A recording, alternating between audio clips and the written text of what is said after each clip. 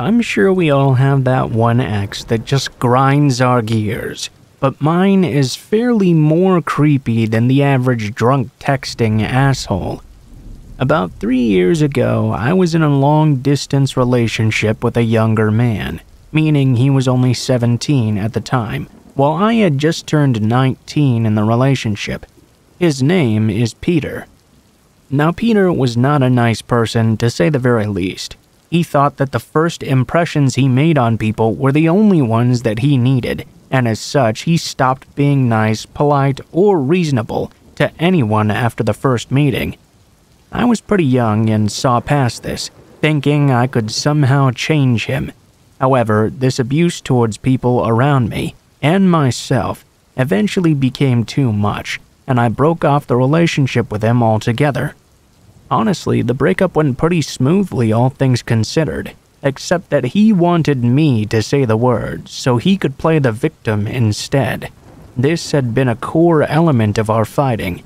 He hinted that he wanted to break up all the time, but instead of just saying it, he kept me on the hook and became more and more abusive over time. I'm getting a bit sidetracked. The point is, I thought the matter was truly resolved and entered into a loving relationship with my current boyfriend shortly thereafter. Then came the day where Peter wanted to get his belongings back.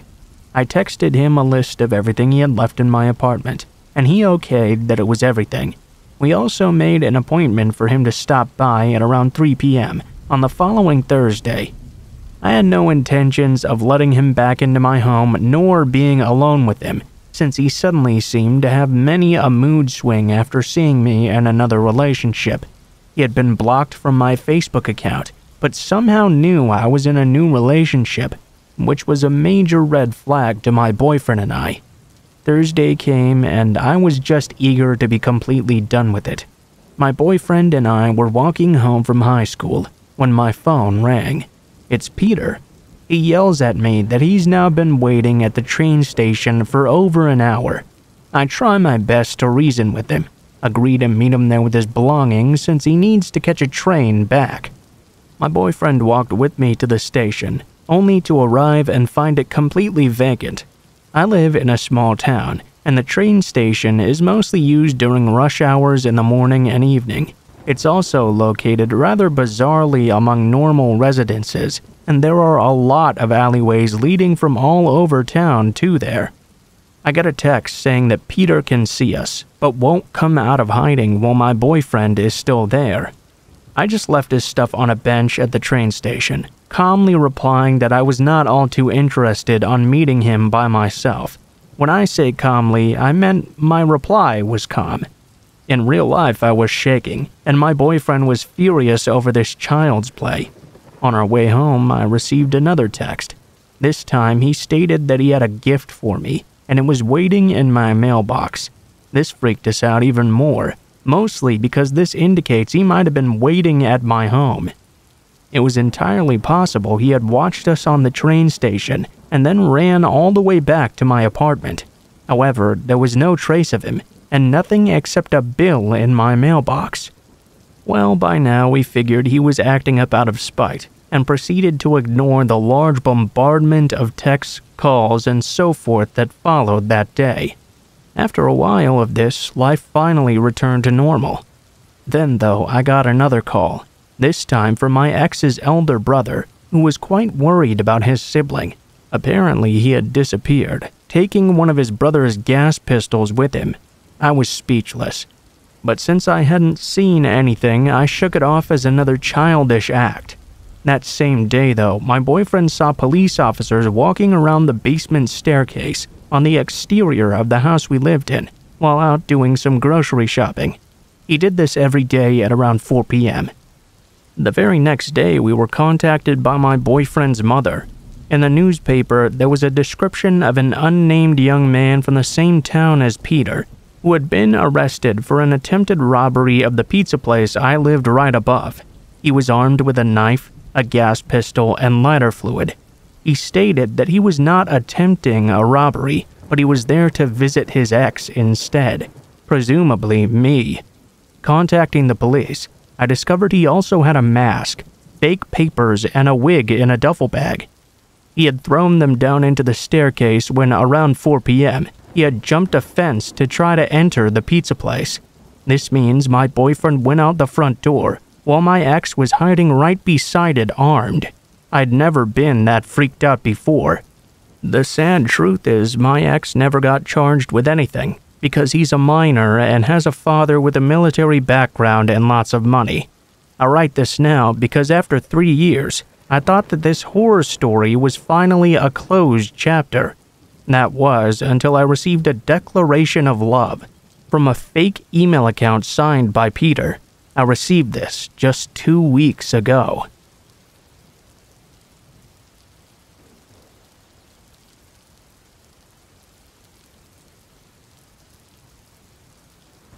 This is a story about my sister and I growing up. My parents moved into our house about 6 months before I was born. When I was 4 years old, my sister came along. It was an idyllic childhood for 2 young girls, and most of our days were spent in the large oak tree on our front lawn. Then there was Sammy. Sammy was about 7 when I was born. He lived next door and had a severe mental handicap. This isn't going to sound nice, but we were always a little bit frightened of him. He was a very big kid and very loud and strong too. My parents explained to us why he was like that, and that he was never malicious. He just couldn't control his own strength. We really didn't understand though. We were too young. One thing that freaked us out was that he would often watch us as we were in the front yard. In hindsight though, that was our saving grace. One summer morning when I was 8, making my sister 4 and Sammy 15, she and I were out in the front yard as usual. We were making tents for our American Girl dolls. Lost in our work, we didn't notice the man with stringy, oily hair watching us from the sidewalk. "Hey there, you little girls having fun?" he asked. We nodded silently, stranger danger already embedded thick into our skulls at that time. "What's her name?" he prodded, pointing at my doll. "Molly. Mister, we have to go inside now."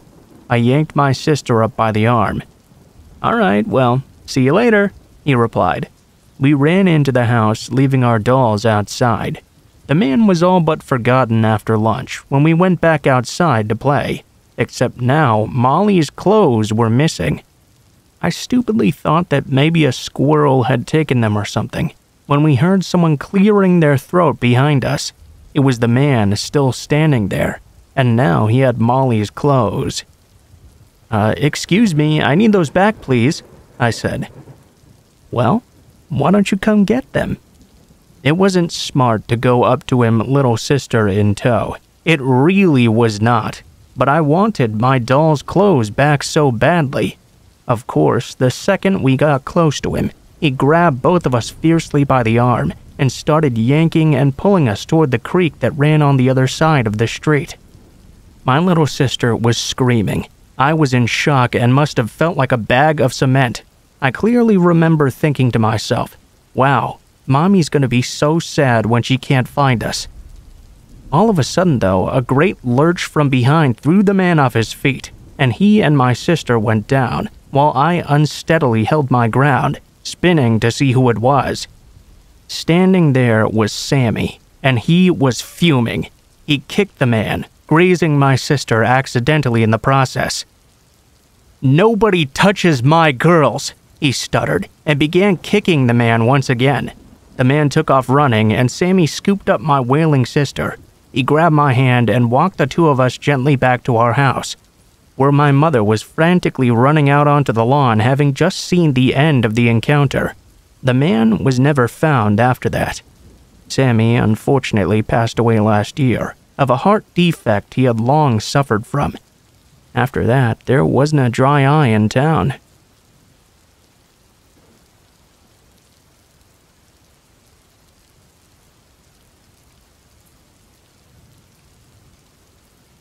So this literally happened about 6 hours ago. I watch and read a lot of creepy stories. This is one of those instances in life that really makes you wonder how fucked up people really are, and makes you notice that sometimes the true monsters look like humans. I hope this story gets read and can possibly help save a life someday. I want to start out by saying thank you to all the true horror story narrators on YouTube. I'm sure I would not have been as observant in this situation if not for them. Anyway, on with the story. For a little bit of backstory, my wife and I don't live together currently. She had become abusive over the last few months, mostly toward our daughter. Our daughter is almost 18 months old and is my entire world. I'm unemployed at the moment, but my mother had been helping me out quite a lot. Today at around 4 p.m., I took my daughter to the store. Usually I would do this around the time she woke up from her nap. My daughter is a very active child and can't seem to sit still for more than about 10 minutes without getting very cranky. I usually let her walk with me, holding her hand and patiently walking at her pace. I usually get a juice for her, but we had to get some extra groceries that I was short on that day. Flour, sugar, and some noodles as well. I also remembered we were low on milk and grabbed a gallon on our way back. With all that I was carrying with me, I was not able to hold her hand this time. I made sure to walk behind her though, but that only made her walk slowly. As we made our way up to the registers, I was continually urging her to keep on walking. She would do this, but only for a second before her attention would be drawn to another rickety box with whatever was on sale, or perhaps she would see something colorful on a lower shelf and reach out to grab it. I was getting a bit frustrated, but I did my best not to show it in my voice or anything. Instead, I kept urging her to keep walking forward. She kept on getting sidetracked though. With everything I was carrying, I started to wish I had grabbed a basket. When we finally arrived at the front, their customer service desk, which holds Register 1, was thankfully open. I want to take the time now to mention that my daughter was very fond of saying hi and waving at everyone we passed by. I set everything up to get rung up, but the service attendant was busy with a return at the customer service area instead, so that meant I had to wait there. The entrance of the store was to my right. The only exit door was behind the service desk, which led into a small foyer before leading to the other doors. As people entered inside, they had to pass by this customer service desk. I was being fatherly to my daughter, trying to entertain her with games of patty cake and itsy bitsy spider, while we waited for the cashier to check us out. My daughter would very frequently wave at the people passing by through the store and say hi in her squeaky toddler voice. Some people would smile and wave back. Others would completely stop to dote on her. At this point, I was used to people doing that. It made me kinda happy knowing my daughter wasn't a shy, cranky little asshole, like some of the kids you might see in stores like this. Finally, the lady was ready to check us out now. I told my daughter to grab my hand tight, since I wouldn't be able to look her way in this moment. I had to pull my wallet out to retrieve my debit card to pay for the groceries, and let go of her for just a moment. In that time, I kept looking her way to make sure she wasn't wandering off. The lady had gone to hand me my receipt, when all of a sudden she shouted at someone behind me. "What are you doing with his daughter?" she bellowed as I turned to look at a man who had just picked her up completely and started sprinting toward the entrance doors. I was shocked. The doors didn't open, since they were a one-way set of doors luckily. The cashier quickly picked up the phone and shouted she was calling the police. I was stunned to the point of immobilization, but very quickly realized what was going on. I do carry a pocket knife with me that I usually only use to break the seal on my daughter's juice so she can drink it herself. I quickly ran after the man as someone started to make their way through the entrance doors and they began to open. He didn't even get a chance to run through before I slammed my fist across his temple. I decided not to use the knife in that moment, just in case I might get in trouble for killing him or something. The man stumbled, and I grabbed my daughter from his arms. He then proceeded to sprint out the door empty-handed. The police arrived about 5 minutes later and asked me what I had seen. I explained I hadn't seen the man's face, since he had very long hair covering it and a huge beard as well. He was also wearing a hoodie, so it wasn't that much of a surprise I couldn't get a good look. They took the statement of several witnesses, including the cashiers, and already had other officers searching the area. Someone had said the guy had ran behind the building, but the officers couldn't find anyone in the end. The police took us home and then asked more questions. Have you seen him before? Do you know anyone who looks like this man? They then proceeded to ask about the home life as well. CPS had just been over earlier in the day to discuss my wife's mental health plan. The police had been here earlier as well. The officers asked if we needed any groceries or anything else. I told them no. The officers left, leaving their cards in case I saw the guy around the area again. About 20 minutes later, I got a knock at the door. To my surprise, the officers had returned with the largest box of Pampers diapers I had ever seen, a large box of wipes, and about 6 large Winco bags of groceries. They also brought a couple of bags of toys with them as well. I fell to my knees and cried after they left us. I had spent almost 5 minutes choking back tears as I thanked them profusely. They had left us with a Christmas card, saying I was a strong father to have had so much go on recently, and that my daughter was lucky to have such a great man in her life. There was $100 in the card too, wrapped in a note that said to get a drink or two if I needed it. I don't drink, so I'll probably just get some extra Christmas presents for my daughter instead.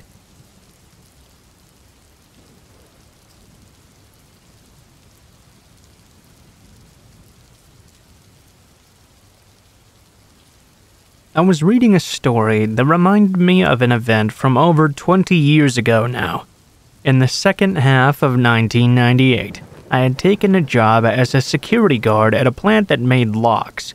Being a kid, I usually worked one of 3 different shifts: 4 p.m. to 12 a.m., 7:30 p.m. to 3:30 a.m., and 12 a.m. to 8 a.m. The 7:30 to 3:30 shift was for extra coverage, so there were always 2 of us there from 7:30 to midnight. It was a very routine, boring job for the most part. We'd do our rounds, log in anything out of the ordinary, and watch a tiny monitor displaying the CCTV feed. Things went by in an almost painfully normal manner for 6 months or so. I worked hard, saved, bought a car, and planned to move as well. By late March of '99, I served my notice and prepared to head cross-country. A new hire was brought in to fill my spot, a soft-spoken man named Calvin. As part of his training, Calvin spent time working at all hours.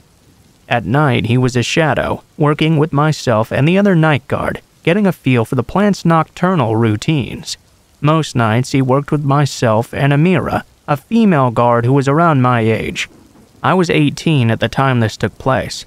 Calvin, who was about a decade older than both of us, was very quiet and polite, though something seemed to be missing. There was a spark that genuinely nice people seemed to have, and he didn't seem to possess whatever this was. Whenever he went on rounds with me, sure, he'd ask questions about the job and make small talk like normal, but I noticed that he was a little bit odd. Laughing at the wrong time, suddenly changing his tone mid-sentence. At the time, I chalked it up to him being awkward or nervous, perhaps. That would not last, though. One night, near the end of his first week, he went on rounds with Amira alone. When they returned to the office, I knew immediately something was very wrong. Normally very talkative, now Amira would not say a single word. Not sure what occurred. I waited until Calvin left to use the restroom to ask. During their trip, everything had been pretty normal, until they reached the brass mill, a portion of the plant that shut down at 6 p.m. This meant there were usually no employees there after that time, and no lights as well. They were making their way to a checkpoint on a landing atop a flight of stairs, when the mood very suddenly shifted. She told me she turned around, only to find he was right on top of her. Startled, she backed against the grating at the end of the landing, and he leaned in towards her, his face touching against hers. He began to flirt in her ear in a low voice, and when she mentioned his wedding band, he said that would be all over soon. From then on, I did the rounds, taking Calvin with me each time. The night ended without further incident, thankfully, and I left a note for our supervisor detailing what had occurred. The next night came and went with no Calvin. I did the rounds while Amira stayed in the locked office. Same thing the night after. Then, on my second to last shift, I come in to find her freaking out. She found out why Calvin had not been at work those 2 days. He had been arrested for murdering his wife. She had been dismembered and burned, parts of her body placed in a pond less than a mile from where we worked. That night and the next, Amira called the jail just to make sure they were still holding him. Based on the time frame, he had killed his wife months before he started the job.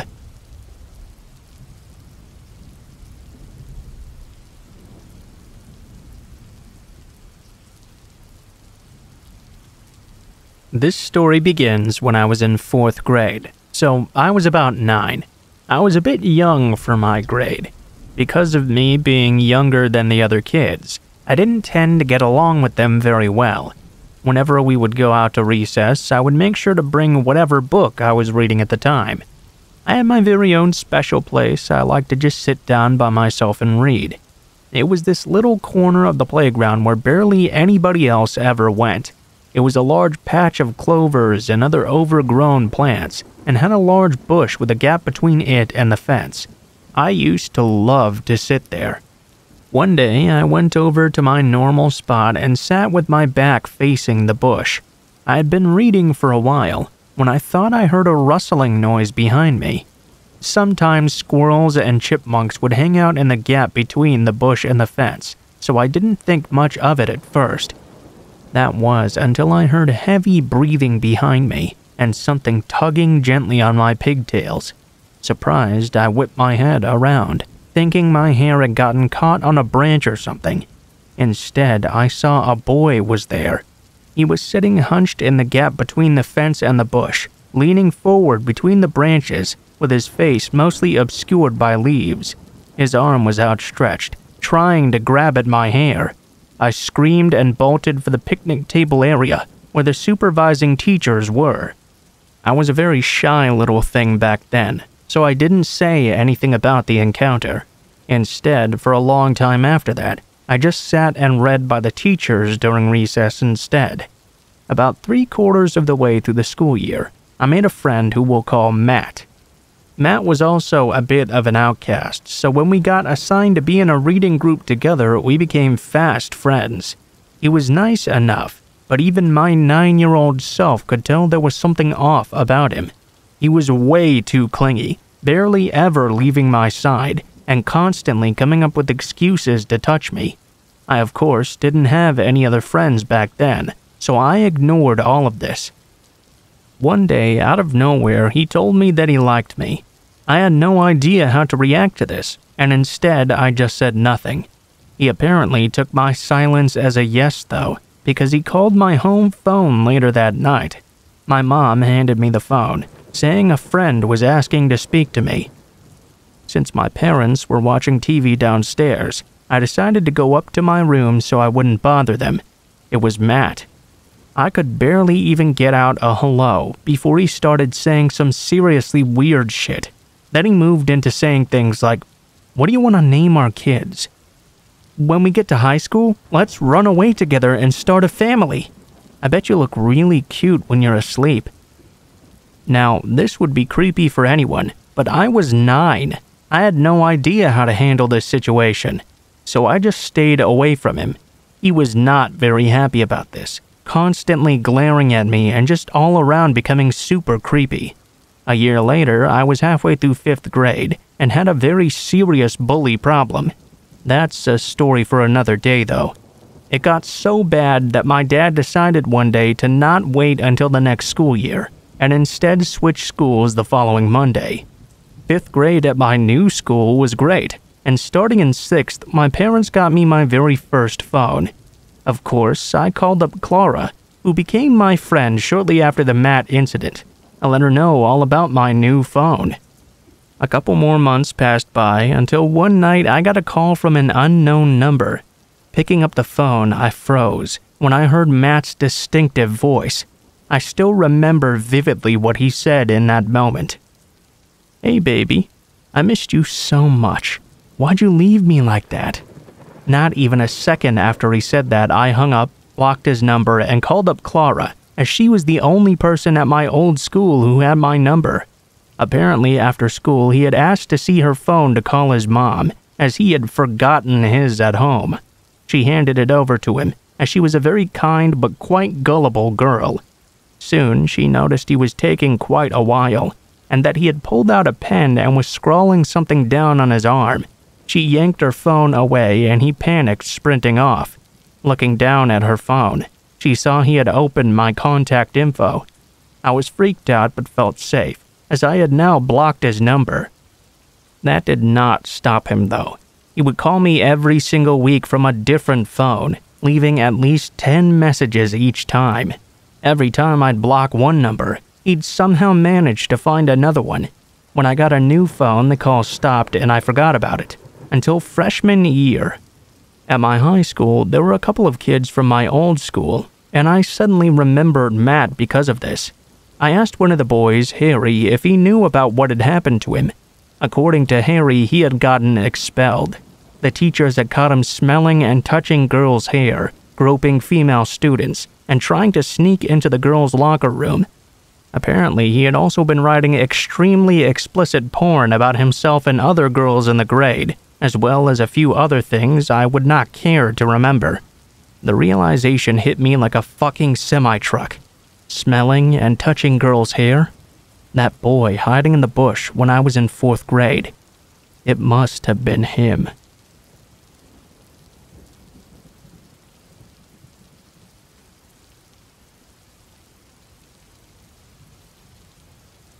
This happened a few years ago, in my old one-person flat. I had a strange feeling that something wasn't right for a few days. Like I was sure that food in the fridge was less than I'd put in back the last time. I found pillows from my couch on the floor, innocuous stuff like that. I lived alone back then, so there wasn't anyone else with access to my flat. At least, I thought so. Well, one night I woke up at around 1 in the morning, sweating, and even though I don't remember, I was sure I'd just woken up from a terrible nightmare. Since I was drenched in sweat, I decided to go take a shower. I put my phone up in the bathroom for music, turned on the water, and started to enjoy my shower. A few minutes in, though, I heard the door move. I never closed it, but it had never moved by itself before. I took a look at the shower curtain, only to see a shadow against it. A look at my phone confirmed someone was there waiting. I could clearly see a reflection in my screen that showed someone was standing next to the shower curtain. It took a lot in me not to scream in that moment, and to just keep acting like I didn't notice anything. I silently began taking the shower head off the holding, and turning the water all the way to hot. Honestly, I'm still kind of impressed of that quick thinking in that moment. Our water got extremely hot when you cranked it up all the way. A few seconds later, steam began rising. The water hurt my feet just flowing into the drain. I turned around, ripped the shower curtain open, and held the shower head right at the person behind it. A woman was there waiting. She screamed in pain from the scalding water, and I whacked her in the face with the shower head. I jumped out of the shower and sprinted to the door, taking the key out of the lock, and locking it closed behind me. A while later, she started to bang on the door, but the door wouldn't give. Thank God for German quality work. I called the cops and went to the kitchen to get my big kitchen knife. Just for safety, I felt like my throat was closing up when I saw it was missing. I realized there was only one place it could possibly be right now. The police came and arrested the woman. She turned out to have been the former person living in the flat and was evicted after not paying rent for a while. It seems she made a copy of the key and came into the flat while I was at work, and sometimes at night. It's possible that what woke me up in the first place was her, and honestly, I don't even want to think about it. Ever since then, I always insist the locks are changed immediately whenever I move into a new place. And, since a lot of people asked, I found the knife later in the bathroom. She had definitely brought it with her, and either the police had disarmed her, or she dropped it herself when I sprayed her with the water.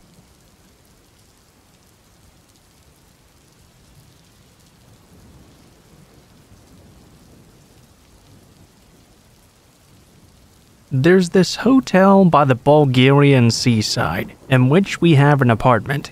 To be honest, that's a very strong word for it. It's basically just a big room with a giant bed, refrigerator, and big windows on both of the walls. I guess it also has a small bathroom as well. It's on the ground floor, and again, both of the walls are facing the parking lot of the hotel. Despite all of this though, it's perfect for me alone. It's situated right next to the beach, and that's why I've been spending some of my summer vacations there recently. So, July 3 years ago, I'm spending a week with my ex-boyfriend there, and 3 to 4 weeks alone by myself after that. My ex always said that the owners of the hotel were a bunch of creeps. Whenever we went out of the room, he had to walk a path passing through the reception, where they used to sit all day doing nothing. The old dad in his 60s, I guess, his son Crumb, who was about 40, and his daughter, who was 45. Her husband would also sometimes join them. When you'd pass by, they'd just all get silent immediately and stare at you. Every single time. I was used to this behavior after a while, but the boyfriend was very irritated, especially when he caught Crumb staring at my ass and smiling. After that, he used to stare him down deadly, right in the eyes whenever he got the chance. Soon, my ex went back to the city. It was now the 3rd week I'd been alone. The night was extremely hot, so I opened both windows wide open and put the curtains above them to defend myself from being peeked at. After all, I was at the ground level and my bed was right below both of the windows. I woke up in the middle of the night and suddenly felt like someone was watching me. This happened for the next few nights as well. I'm easily scared and paranoid, but I was alone there, so I had been telling myself to chill out. It must just be my crazy mind trying to scare itself. Some nights went by without problem. Meanwhile, Crumb tried to talk to me 2 to 3 times when I was off to the beach. It was around 1 a.m. now. I was falling asleep when I began to hear footsteps outside the path. It was not exactly strange. There were some people staying next to me at the same kind of apartment. Maybe someone was coming home or going out partying late at night. Then, though, the steps stopped really close by outside. I could hear all of this because of the opened windows. I was sitting in the bed now and listening when I noticed that the door handle was moving slowly up and down. I lost my shit but stayed quiet. I silently thanked myself for remembering to lock the door before I'd gone to bed. After a while of silently jimmying the handle, nothing happened and the person walked away. I closed the windows after that. I called my dad and told him what just happened. He told me to lock and close everything, and he'd come grab me in the morning. It's a 5-hour drive. This was 3 years ago. Last night we were having dinner together, and my dad said, "Hey, do you remember your sea adventures?" He proceeded to tell me he had made his own little investigation back in the day and asked the owners of the hotel for security camera records. They checked the ones in the parking lot and saw a male figure skulking around. The part with the door handle was not in the camera range, unfortunately. My dad remembers my strange midnight waking up routine and told them to check the older records as well. In each of them, they saw a man peeking through my windows, trying to grab through the curtains, standing like that for 15 to 20 minutes each time. The woman finally recognized her brother and told my dad he had mental disabilities. She begged him not to press any charges and that they'd promise to take better care of him and look after him from then on. My dad, being a good guy, did not press charges. It appears that now we're selling the apartment. So, anyone interested in buying, perhaps?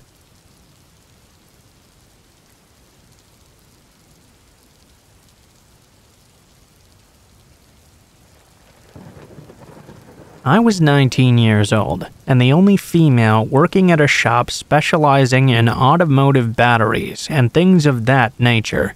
I had been working there long enough to realize that most of the clientele was male, and oftentimes that made for some awkward situations. For instance, I would get talked down to and patronized quite a bit, or flirted with to the point where I would be somewhat uncomfortable. I have a really thick skin though, thankfully, so most of the time I typically wasn't very bothered. One day, during a particularly busy rush, a very tall and well-built man, who was maybe in his mid-30s, came in through my line.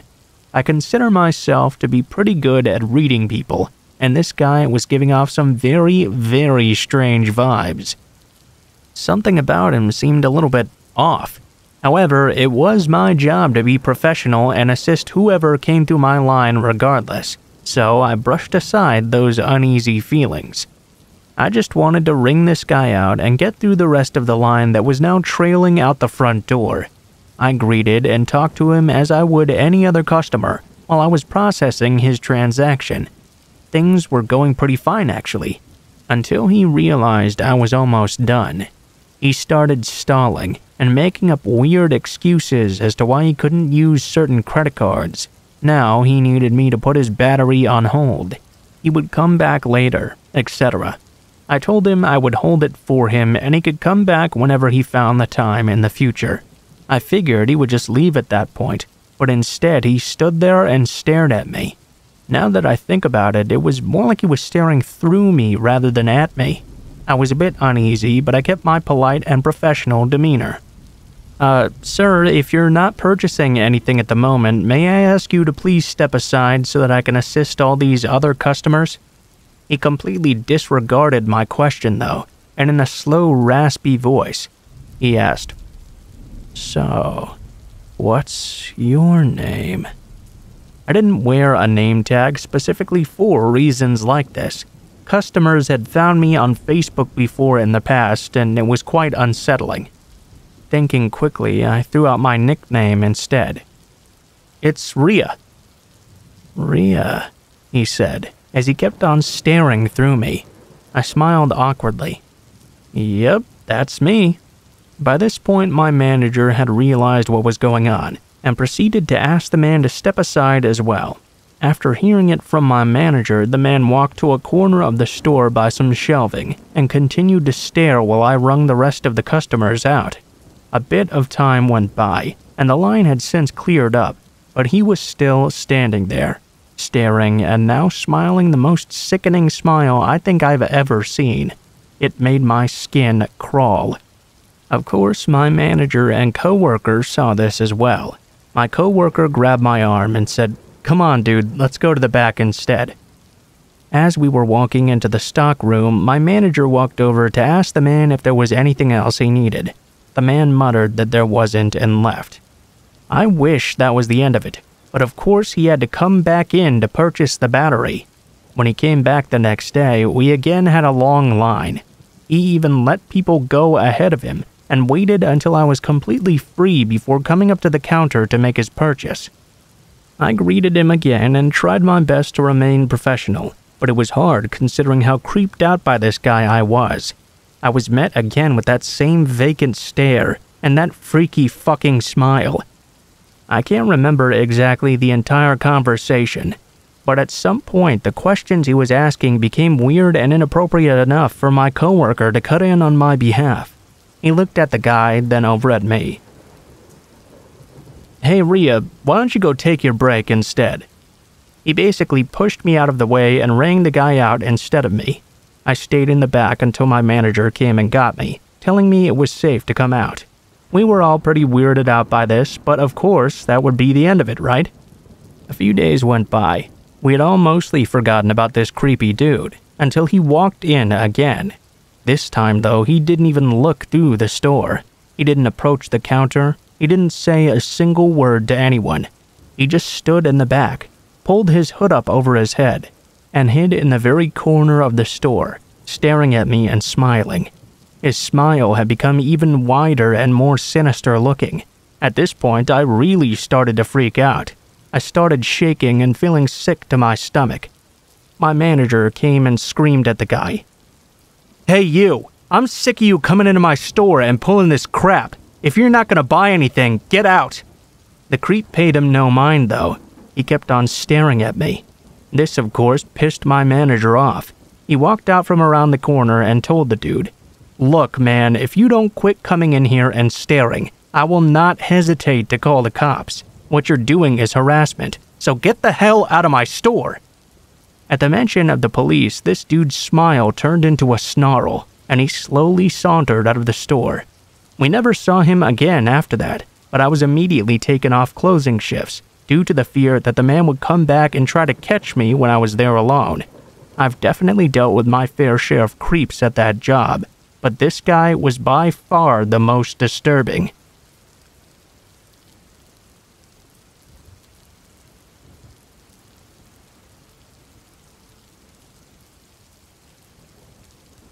I used to work at Borders way back when. Though I had another job at the mall, something about being at the bookstore made me much more recognizable, I guess. I often had people approach me when I was out on the street, or ask me about the store sales and such while I was at a drive-through window. It was mostly harmless stuff, though I did get some creeps on occasion. At the time, I had a dating profile up. I had to take it down though, because I started getting weird messages from men saying they'd seen me at the grocery store or something and wanted to touch themselves. Honestly, it was just a really bizarre time. The killing blow that made me finally close it, however, came shortly before my 19th birthday. I was checking my account a bit after work when I see a message titled, "We've met." Immediately, this creeped me out. I mean, what a weird thing to start on, right? I clicked on it and immediately it said, "Sort of." It then proceeded to go into this very weird graphic depiction of this guy who was apparently so thrilled by my cashiering skills that I caused a stirring in his loins. This email was seriously like 3 pages long. It was all about how sexually excited he was and all the things he wanted to do to my young body. I was horrified to think that one of my customers had been looking at me like that, thinking those things right in front of me. I clicked on this profile. No photo. It said he was 56 and single, but it didn't have a single other piece of information. I needed to know what this guy looked like, which was the only reason I replied. I imagined that was his game all along. I didn't respond to any of the other stuff in that long email he'd sent or anything else he said, but I did ask him if he'd send me a photo. He told me that he couldn't put one up because he was a sort of public figure. He told me he'd email it to me though. It took him 2 days to get back to me on this. Those were a very long 2 days. While I waited for that response, I decided to take a look at my message history, only to discover that this guy had actually written me many times. I'd ignored him every time because 1, no pictures, and 2, way out of the age group I was looking for, obviously. Out of morbid curiosity, I decided to peek at these unopened messages. All of them were filled with sexually graphic things he wanted to do to me. He talked about fantasies of using me with another man he knew, acting out rape scenes, tying me up and kidnapping me, etc., etc. Some of the details were very specific to me as well, which led me to believe this was not just something he was sending en masse to every young woman on the site. Meanwhile, this guy was older than my dad. I spent the next 2 days tensing around every older man who came in. I was afraid to be friendly to any of them, for fear that one of them could be this guy, and he'd take it as a go-ahead to come at me. I was having my birthday celebration the day he finally got back to me. The moment I saw his real name, I got a bad feeling in my gut. I couldn't immediately place where I'd seen it before, but I knew there was something wrong with this person writing these things to me. I stared at it, positive I knew this guy from somewhere, but my brain just wouldn't click on who this guy was. I texted a friend of mine to try and jog my memory when it began to dawn on me. This man was my high school principal. I was horrified. I was still 18 at the time, which meant he must have been creeping on a bunch of us all along. I remembered times being alone with him in his office and him acting weird, and that just makes me feel queasy to this day. He was just perched there, waiting for girls to graduate so he could legally, technically pounce on them. I wrote him back immediately. "I don't know if you remember me, but you were my high school principal. I happen to know that you're married as well." He didn't reply, and I thought that would be the end of it. I was still super creeped out for a while after that, though.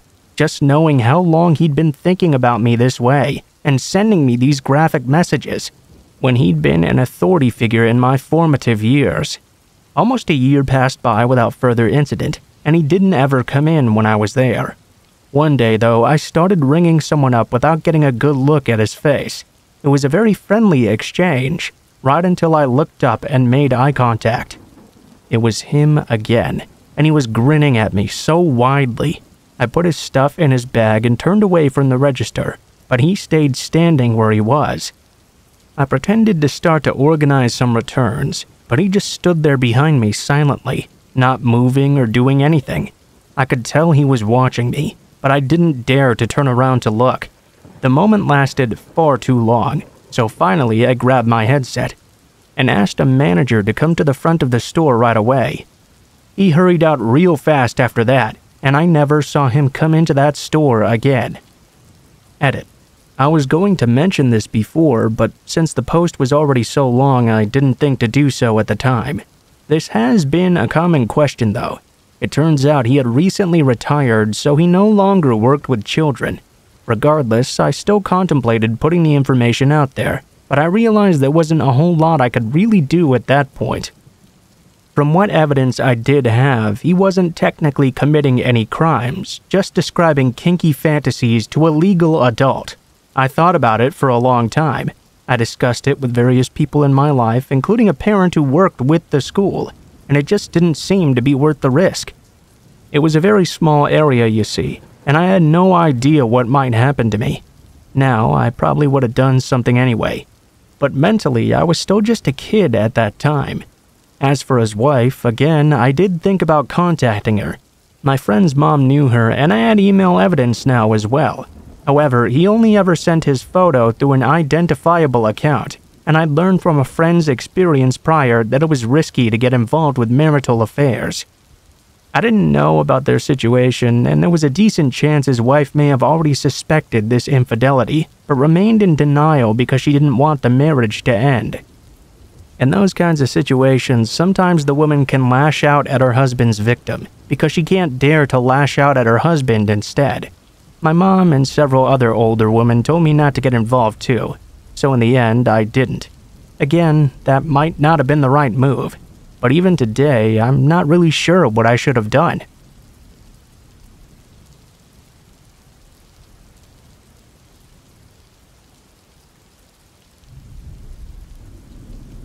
This happened about 2 years ago when I was 22.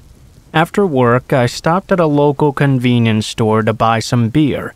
The cashier looked very familiar to me, but it was a very small town, with a population of about 6,000. He was acting very odd. I asked how he was doing to try and do some small talk to ease the tension, but instead of responding, he simply stared at me. Instantly, I felt uncomfortable, so I only glanced at him a few times before I left altogether. I arrived home about 10 minutes later and decided to browse Facebook, only to see I had a brand new friend request. The guy looked very familiar as well. He was a local, so I accepted him right away. Only a few hours later did I realize that was the cashier. He'd gotten my name off my ID and added me not even 5 minutes after I'd left. I told my boyfriend about this, and we both agreed it was extremely weird. A few days later, he came into my work. I asked my boss, but she'd never seen him there before. He grabbed some milk and tried to initiate small talk with me. I felt a bit weird about this whole situation. He then asked me if I remembered him, told me his name, and said that we'd been good friends in high school. In reality, we'd never even said a single word to each other. I was trying to be polite and told him that yes, I did remember. After a few minutes, my boss pulled me aside into the office. She was watching through the window and could tell things were getting a bit sketchy. It was a very small pharmacy, and all of us working there were very close to each other. He would start coming in every few days after that. If he didn't see me there, he'd ask for me specifically. After a few weeks, my boss would pull me into the office to hide whenever he'd walk in. All the managers were briefed on the situation, and they'd do the same as well. That was about all they could do until something actually happened. He then stopped coming in for a while. We didn't see him for a few weeks. I was very relieved and went back about business as usual. At this point, though, I was allowed to carry my cell phone on the floor just in case. My mom was very sick, so if she needed anything, the managers were fine with her calling me.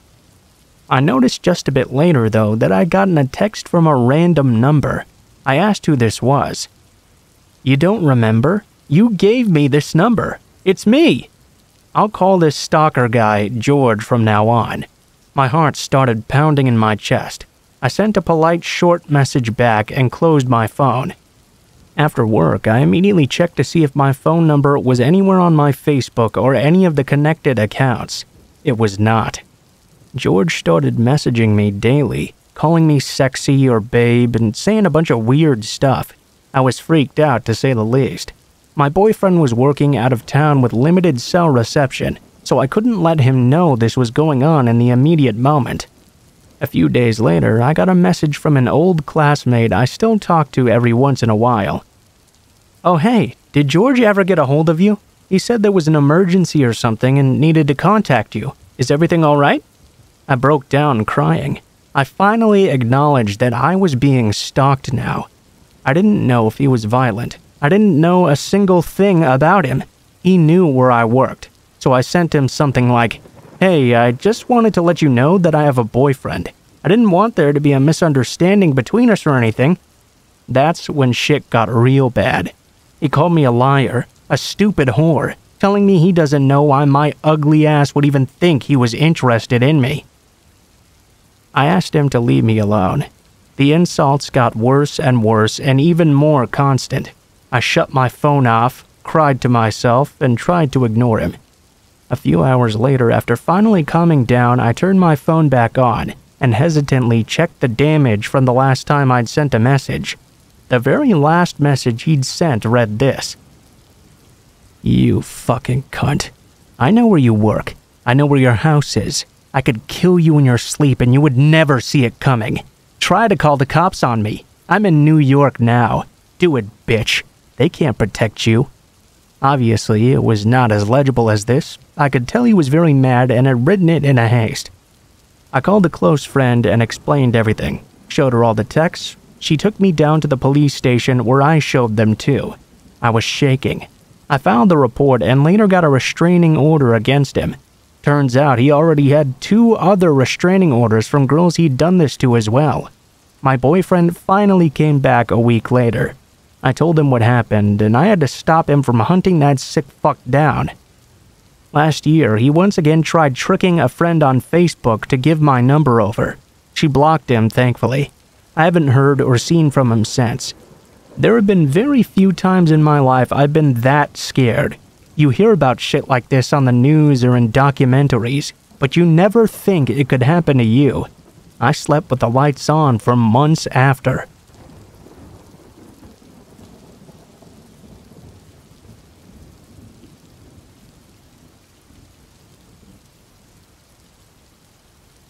At about 8 p.m. last night, yeah, what a spooky time, I was walking with a friend of mine, Sally, about a mile to the closest cafe. We're both girls in our early 20s. Neither of us own cars, and Sally didn't have her Opal card, which is the Aussie version of an Oyster card, basically an automatic ticketing system for public transport. This meant that walking was our only option. It's summer over here right now, so it was still fairly well lit. We were walking down main roads as well, so we weren't too concerned for our safety. We finally arrived at this cafe and sat down together. I was paying, but I only had my credit card with me. Sure enough, the restaurant was cash only.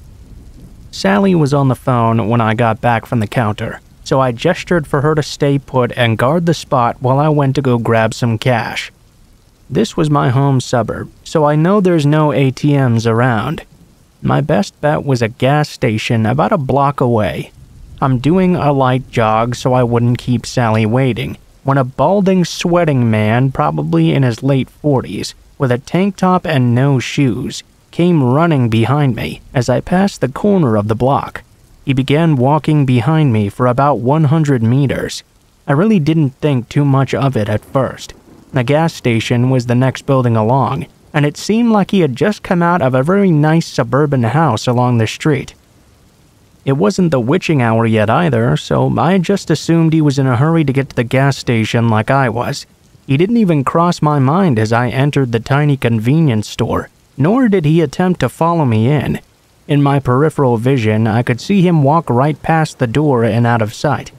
I began to look around for an ATM that they sometimes have inside. No such luck, unfortunately. I went up to this man in his 30s behind the desk and reluctantly asked if they were able to do cash out. He smiled politely at me. Of course. Is that man with you, by the way? I have no idea who he's talking about at first. He pointed to the man from earlier, though, who was now pacing around outside the store. Keep in mind, he didn't look at all menacing. He wasn't just going back and forth right outside the door or anything. He was drifting in the space outside, from the pavement to the gas pumps to the storefront, seemingly aimlessly. I assumed he must be on drugs or something. I told the clerk no, not thinking very much of it at all. Oh, well, he was really staring at you before, you know. I thought he might have been your dad or something. I laughed it off. Honestly, I was not too concerned. He was just ambling around outside. I couldn't imagine him having a fixed gaze on anything. I thanked the clerk for the cash, but before I turned away to leave, he said, "Why don't you just wait here for a second? Let's see if he leaves first." We waited there for a few minutes together in silence, as the guy began to pace back and forth directly against the front wall of the store, looking straight ahead and never inside. It still looked like the man was just on a drug-induced shamble and seemed harmless. Not once did he seem to even attempt to look at me, so I figured it would be safe to just slip out the door and walk back to the cafe in the fairly bright light of dusk, especially since Sally was texting me at this point, rushing me to come back. I thanked the guy at the desk once again for his concern, and assured him that I did not know the guy and was not involved in some weird scheme to rob the store or something. As I started to head for the door, the clerk called out and asked if I wanted him to walk out with me. I said I should be all right, and began walking away from the block. As I left the store, though, the drifting man stopped pacing immediately and began to make a beeline for me from the other end of the building. I seriously hadn't given a single thought to this guy at all up until this point, but for the first time he was now heading in a straight line toward me. The hairs on the back of my neck immediately stood straight up. I started power walking so he wouldn't think I was actively trying to escape him, still trying to convince myself I was just being paranoid and should be more casual instead. I didn't look behind me to see how close he was. I'd reached the pavement on the other side of the gas pumps when I heard the store clerk sprint outside. "Go! Run!" I made a break for it, looking over my shoulder. He'd grabbed the man by his arms from behind. The balding man was not even glancing at the attendant or trying to escape. He just stood there watching me run away. That's pretty much the end of the story, folks. I kept running until I crossed the road, then turned around and stood still. The cashier was now holding firmly onto the odd, staring man. We shared a brief glance in bewilderment, not really knowing what to do. He made a hand gesture to go. I gestured my thanks and ran away. I got back to Sally with the cash and bought the food, before walking back home a different way.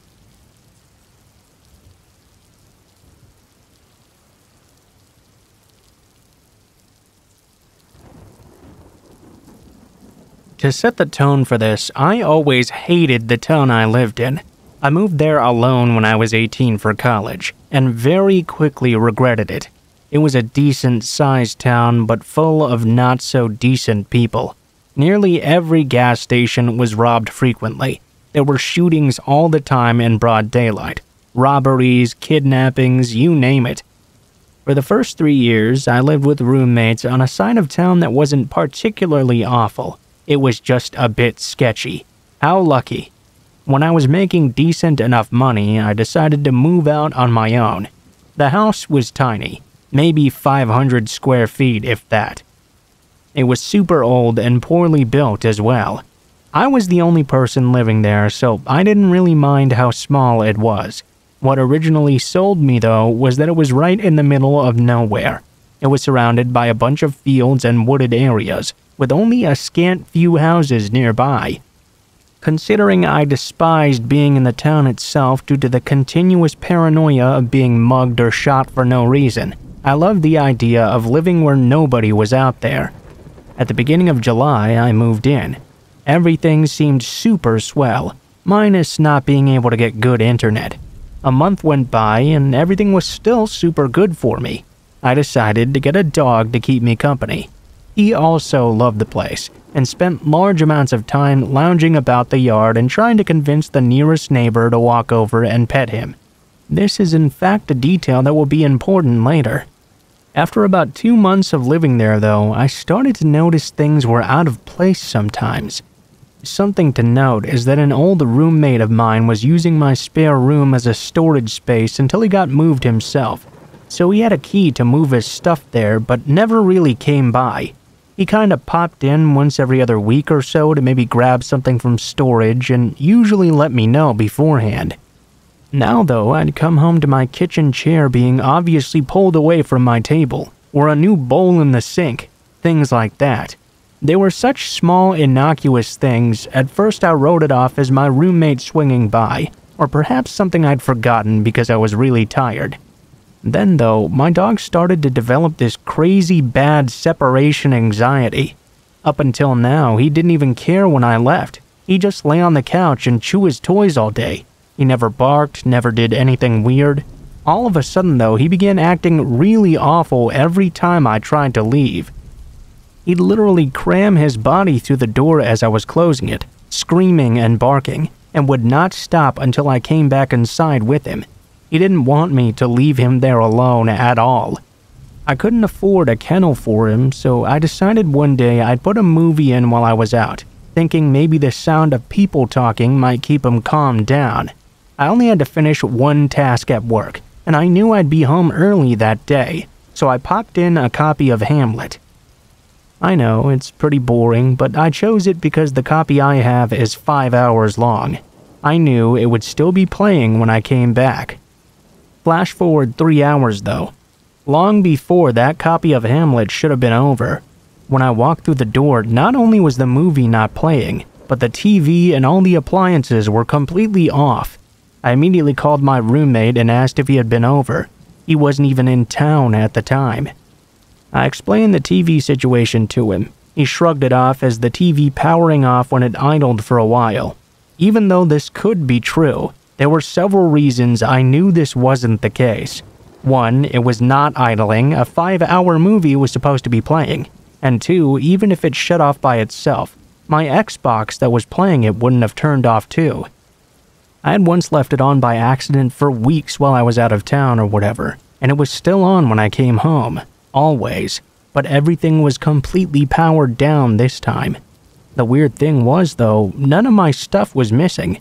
The door was even fully locked when I entered. I eventually convinced myself perhaps it was a weird shortage with the Xbox or whatever, and shrugged it off. That is, until my dog started acting even weirder. Remember earlier when I mentioned he used to play with the neighbor? Well, all of a sudden, if she walked by the house while he was out, he'd start screaming and running at me away from her. This was incredibly weird to me, and made me suspicious of her as well. I put some cheap alarms on all my doors, the kind that go off when they're opened, and slept with my pistol handy. The second night the alarms were on my doors, I was woken up by the one on the back door going off. I flew out of bed with my pistol, trying to convince myself that I was about to shoot some intruder. Once I got there, it was shut though, and there was nobody around. The alarm had been knocked all the way across the room though. The door would have had to have been opened really hard for it to be chucked like that. It couldn't have fallen off and just landed there. The weirdest thing was though, the door was still locked, but not the way I had locked it.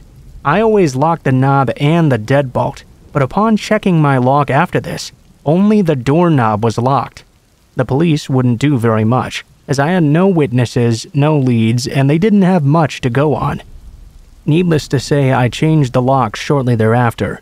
I didn't have any noticeable problems inside after that, but I later found out my close neighbor that my dog now hated had previously lived in the house I was renting. The locks had never been changed. I have no way to really prove my theory, but it's pretty obvious she had a key and was coming and going as she pleased. The why, though, I really can't figure out. None of my stuff ever went missing, not even the money. The most unsettling part for me, though, is that she tried to come in at night until the alarm scared her off. How many times had she come into my house at night while I was asleep? And why had she done so?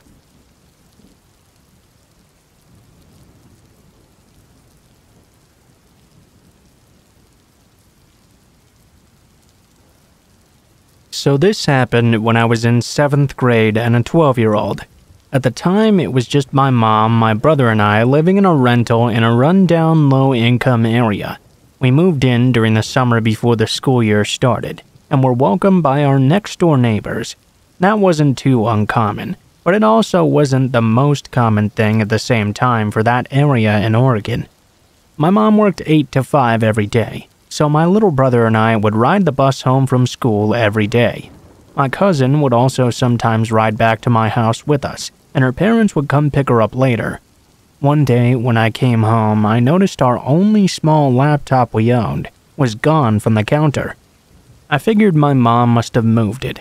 Later, when she came home, we determined it was missing though, and a lot of other things were missing as well.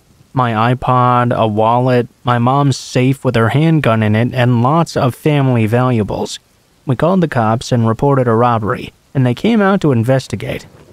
They determined the person had probably slipped in through the doggy door leading into the garage, and then entered the house through our unlocked garage door. The cops stayed in their cars on the curb all night, and said they would stay on watch for our house more than normal. I was terrified all night, and my brother and I slept in my mom's room. The next day, we made sure to lock every single door. It was a Wednesday, and it just so happened to be a random half-day at my school. I rode the bus home at around noon because of this. My cousin also came with me, while my brother had gone to a friend's house to hang out instead. I used the key under the mat my mom leaves for me.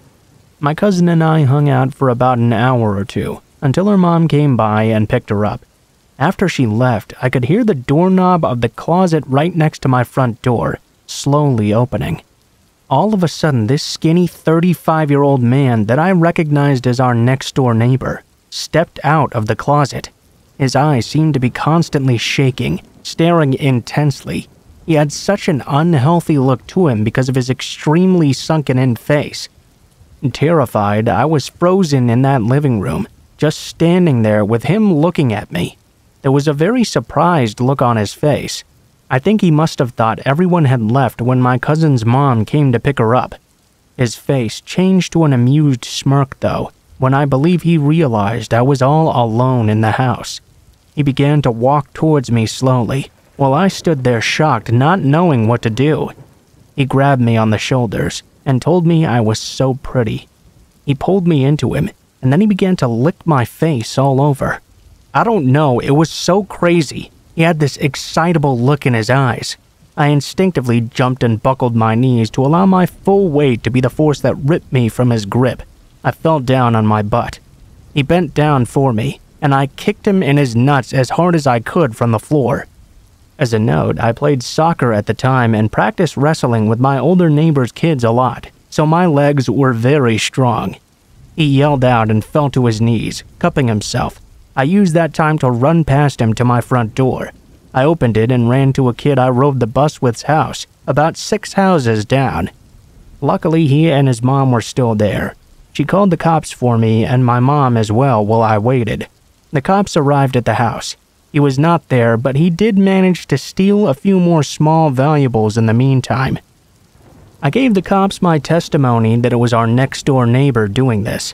The stupid asshole was later caught that very same day selling our stuff at the pawn shop in town. It turned out he was a crystal meth addict. He was stealing our stuff to sell and pay for his addiction. Thankfully, he was super weak from all the drug abuse, which is probably why I was so easily able to get away from him. He was apparently also somewhat high, which he claimed heightened him sexually. This is why he spontaneously decided to try and attack me when I was alone. Although I thought he looked like he was in his late 30s or possibly even his early 40s, it turned out he was only 26 as well. He had been watching us for months, learning our schedules for when we left and got home. He took that time to take the key from under the front door mat while we were gone, grab a copy, and then put the original back under the mat for my brother and I to use when we got home. Honestly, everyone was surprised he was smart enough to figure out to do that, because he was mostly dim-witted and basically everything else due to all the drug abuse. Either way, I testified against his physical attack, and he got a few decades of jail time, being that he was already on parole for drugs. I was extremely terrified, and slept in my mom's room for the next year.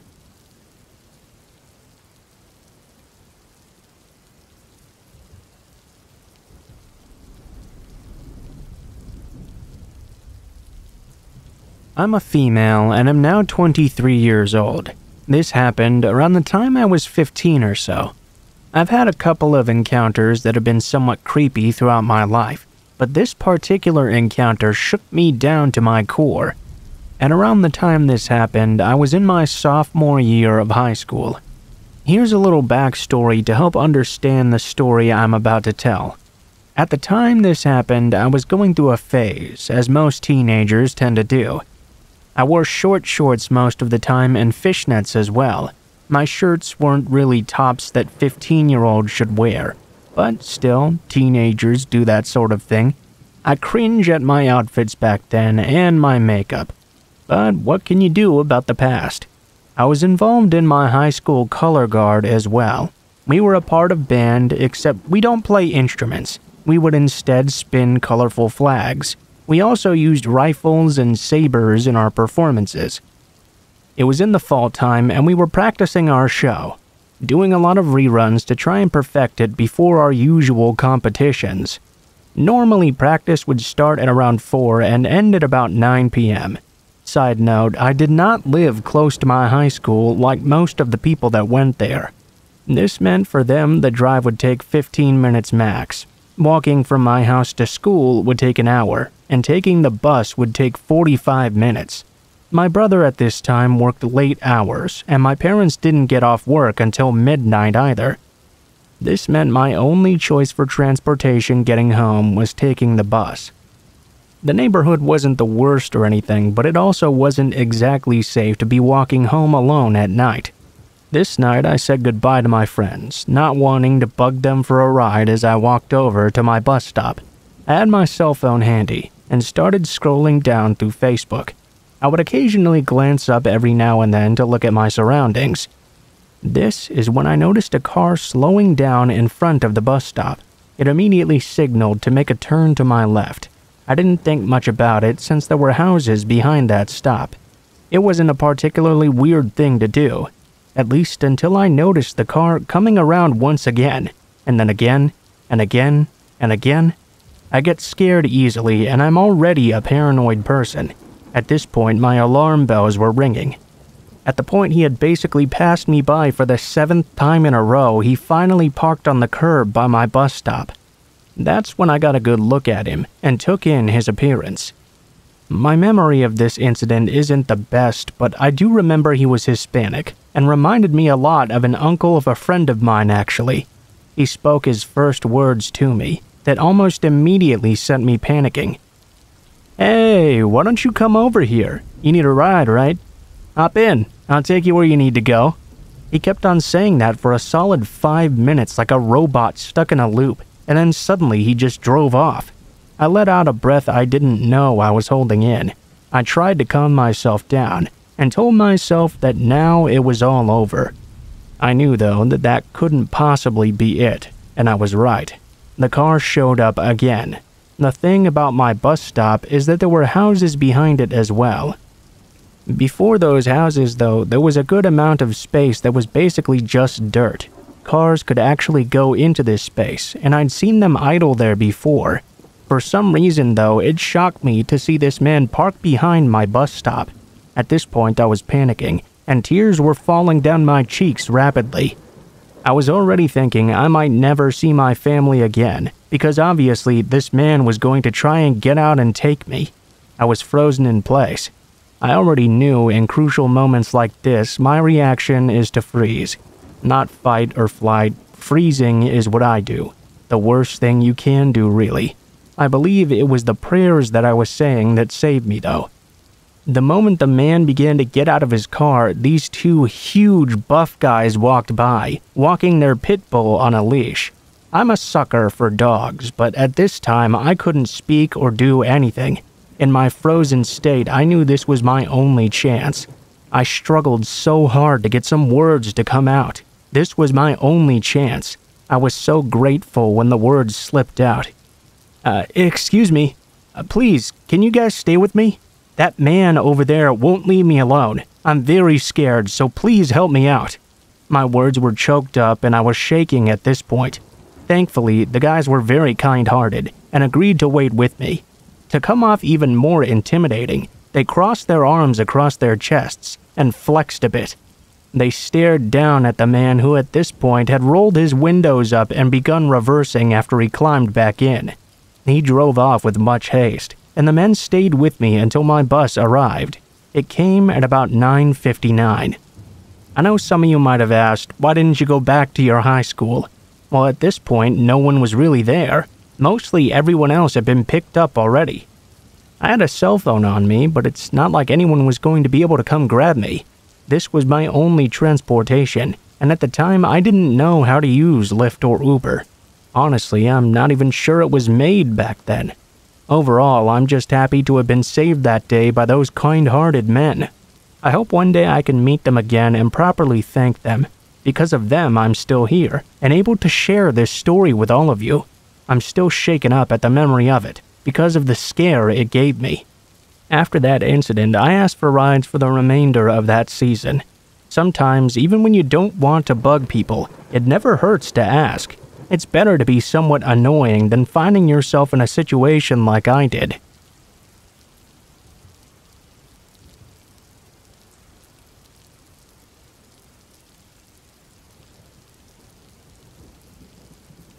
I don't remember how old I was, just that I was small enough to fit in the front baby seat of a grocery cart.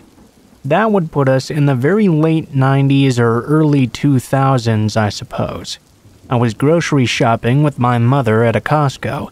For those who don't know the chain, it's basically a huge warehouse where everything is sold in bulk. Food, clothes, books, you name it. Basically, it's Walmart, but if Walmart decided to sell cereal boxes in counts of 3s or frozen dinners by the dozen. My mom had a big habit of pulling her grocery cart down to one side of the aisle in stores, then walking the length of the shelves, picking whatever she wanted along the way. At the end, she'd come back to the cart and dump whatever she had grabbed into the basket. I don't know why she did things this way, but hey, everyone does their own weird things sometimes.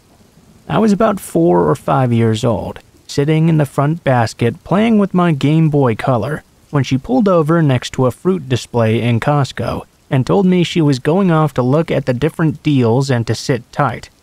I wasn't a particularly fidgety kid anyway, so it wasn't really a big problem. She'd only been gone for a minute or two at most. I was so absorbed in my Pokemon that I didn't really notice her walk up until the cart suddenly started moving. Being a kid, I instinctively trusted she was the one pushing the cart, but I was wrong. After a moment or two, I caught out of the corner of my vision her red nails, which was a huge problem because my mom never painted her nails and never wore them long either. I looked up, only to see the lady pushing the cart was a little older than my mother. Same black curly hair, but pulled into a ponytail at the nape of her neck. I remember she had tanned Italian-type skin with thick red lips and a crazy coat of eyeliner. Brown eyes, too. She was extremely skinny and her teeth were yellowed as well. She smelled like bad BO. This was not my mom. I decided to make a scene and said so very loudly. She laughed easily and looked around, pushing the cart a little bit faster at this. I said it once more out loud to the crowd around us. She looked me dead in the eyes. "Oh, sweetie, what game are you playing? I am your mom." The way Costco is set up, at least ours, is that in the produce area instead of aisles, they're more like islands. They're large square setups that you can see basically the entire length of the produce section if you walk through that area.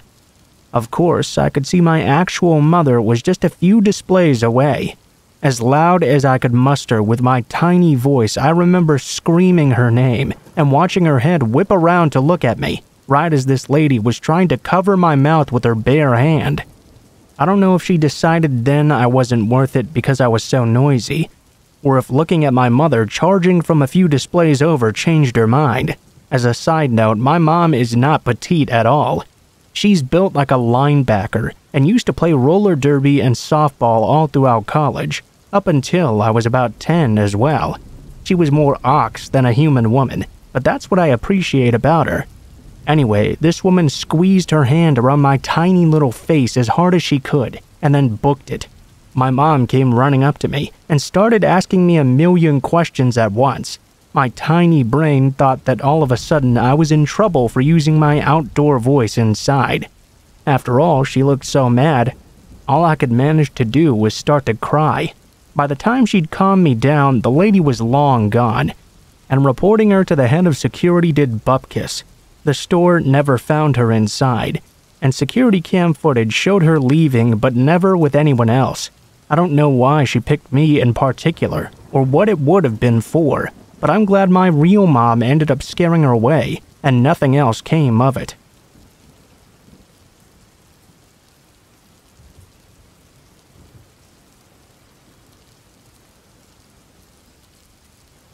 In 2012, I worked at a tanning salon in a strip mall.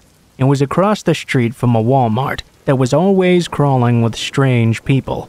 The strip mall that my salon was located in was very poorly lit at night as well. There was a sushi restaurant and an auto zone, but other than that, the other stores were all vacant.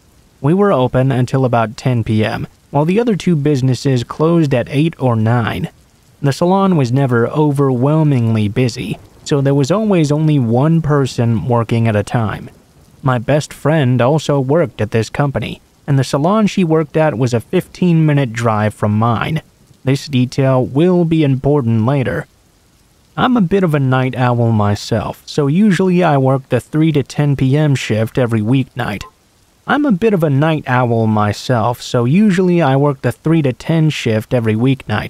At some point in time, I started to get these strange phone calls at exactly 8 p.m. every single night. It started off strange, but nothing to be alarmed about. The first time he called went something like this. Hi, I'm conducting a survey on women's shopping habits. I figured calling a tanning salon run by women would be a good place to start. We'll also send you a gift if you participate in the survey. Okay. Do you typically wear jeans, yoga pants, leggings, skirts, shorts, dresses perhaps? Feel free to list each of these that you wear. I wear all of those occasionally. Great! Now, when you wear dresses or skirts, do you ever wear pantyhose? Not unless it's winter. So, how many tights or pantyhose pairs do you own altogether? I don't know, like 5, I guess? This is really great information. So, would you be interested in us sending you some free sample pantyhose? No thanks, I'm not really interested. I don't think I'd wear them enough to really care. Okay, we totally understand. Would it be okay if I called you for a survey in the future as well? Alright, if you need to. When do you typically work? Every weeknight. Alright, great. I'll talk to you soon. I shouldn't have given some random person my work schedule, but they were already calling my job, so there was no denying this person could easily find me if they really wanted. Honestly, I didn't really think anything was weird about that call at all at the time. Later in the month, we had a store meeting, and the weekend sales associate said she had gotten a few weird calls from a guy breathing heavily and asking her strange questions. She didn't go into much detail though, so I didn't make the connection at the time. The next few times he called, it seemed normal enough as well.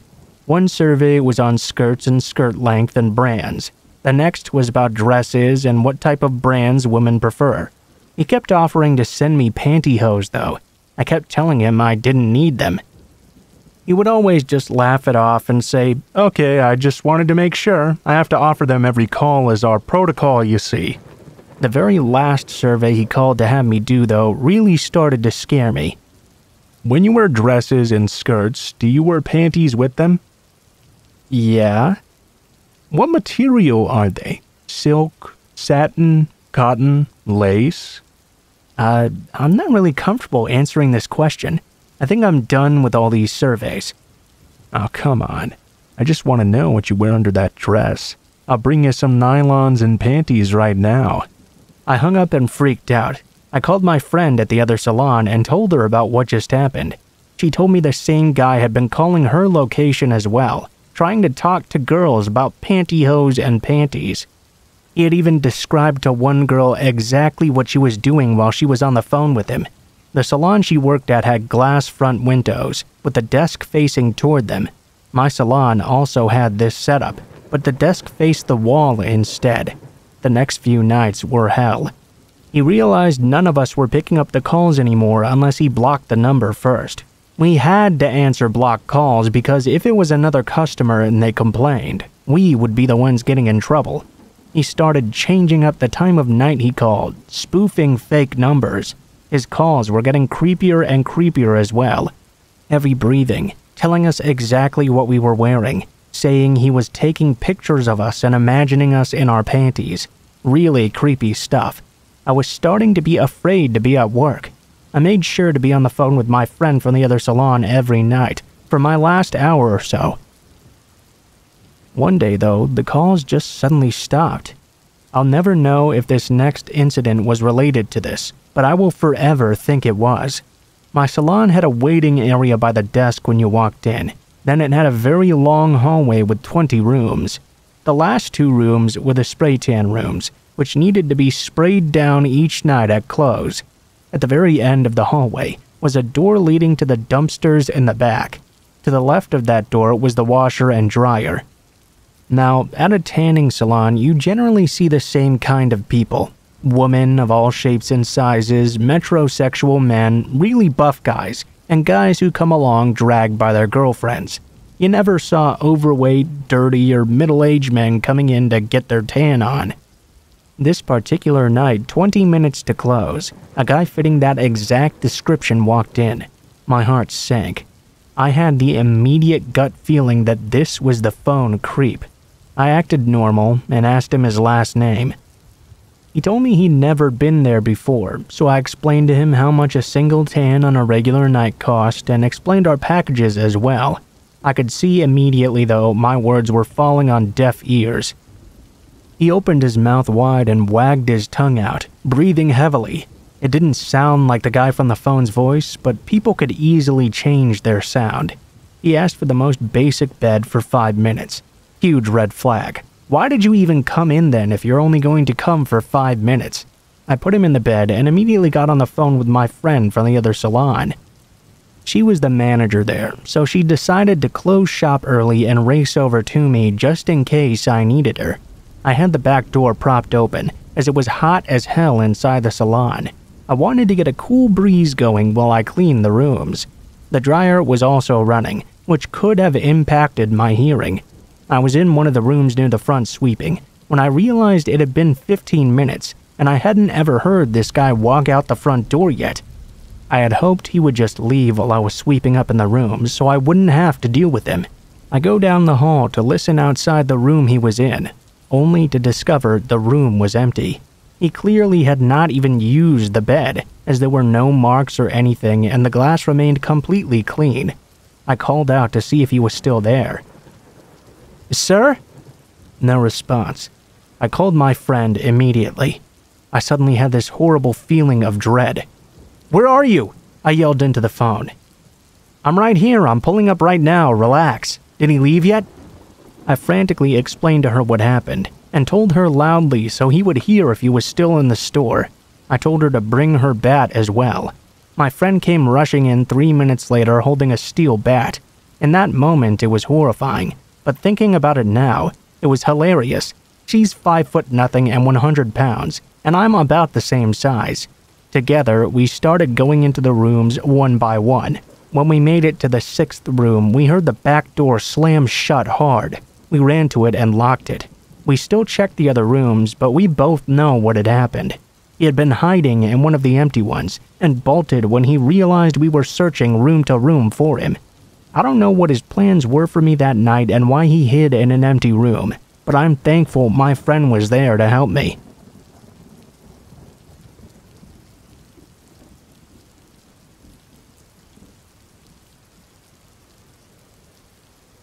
I was 12 and my older sister and I were home alone for the weekend. I was waiting for a friend to come pick me up and was getting quite restless waiting. There was suddenly a knock on my door. I remember thinking it was my friend. I ran to answer it without even checking through the peephole. A man was standing there instead, holding a clipboard. He said he needed to come inside and check our gas meter. I was entrenched in the disappointment of my friend still not having arrived, so I just told him, "Yeah, sure, whatever you need to do." I didn't notice at the time, but he was not dressed as a city official. Instead, he had on a green and purple shirt with bold stripes, just like the host of Blue's Clues. He came in and immediately went up the stairs to where our bedrooms were. He walked into the open door of my room, the typical girly girl room with pink and glitter scattered around. Thank God my sister came downstairs at almost that exact moment. She exclaimed in surprise, "Oh, that's Daphne's dad, right? Why is he going upstairs?" I complained about how Daphne wasn't here yet and was going on about how unreliable she was when my sister cut me off immediately. Wait. If Daphne's not here, then who is that?" "He's here to read the gas meters," he said. Her face turned white immediately. She flung open the front door and dragged me outside, hand clamped over my protesting mouth. "Our gas meters are outside," she whispered to me. Neither of us had a cell phone since it was the 60s, and obviously we were not going back in the house to call authorities on the landline phone. My ever-resourceful sister, though, had a stroke of genius in that moment. A man happened to be walking right by our house. She motioned him to come over. She called out loudly, directly into the house. "Oh, hey, Dad! It's good you're home now. A man from the city is here to read the gas meter upstairs." Just like she'd hoped, the man on the street said, "What are you talking about?" The man in the striped shirt, though, immediately bolted out of the house. The man on the street got extremely worried and kept asking us if we were okay, if we needed him to stay and wait in the yard with us until our parents got home. He was very sweet, actually, in all honesty. We were so startled, though, that we barely had the chance to thank him before he rushed inside and slammed the doors and windows shut, locking them tight. As irate as my sister was that I'd let some stranger into the house, she begged me not to call the authorities. My parents had left her in charge, and she was worried she'd be in trouble. I also didn't want to catch any heat from carelessly allowing some rando in, so I was on the same page. 3 weeks later, though, a girl in our community went missing. Same MO. She was home alone, and authorities found the door wide open, with no signs of forced entry. My sister and I discussed our options, but deep down we knew we had no choice but to come clean. We told the police everything we experienced. I don't know if it ever helped, but they did tell us they had reason to believe it was the exact same man. They also tracked down the man who helped us out on the street that day. Turns out we already knew him. He worked at the local butcher shop and we just hadn't recognized him that day. He was lifelong friends with our family after that. Our parents were of course mortified. They weren't angry at us particularly, they were glad we were okay, though they did review all the rules of caution and never left us home alone for a while after. They found the girl in the end. They said she'd been held for a few days and then burned alive. They never caught the man, but fear not. He was in what appeared to be his early 30s in the 1960s, so in any case, he has to be dead by now.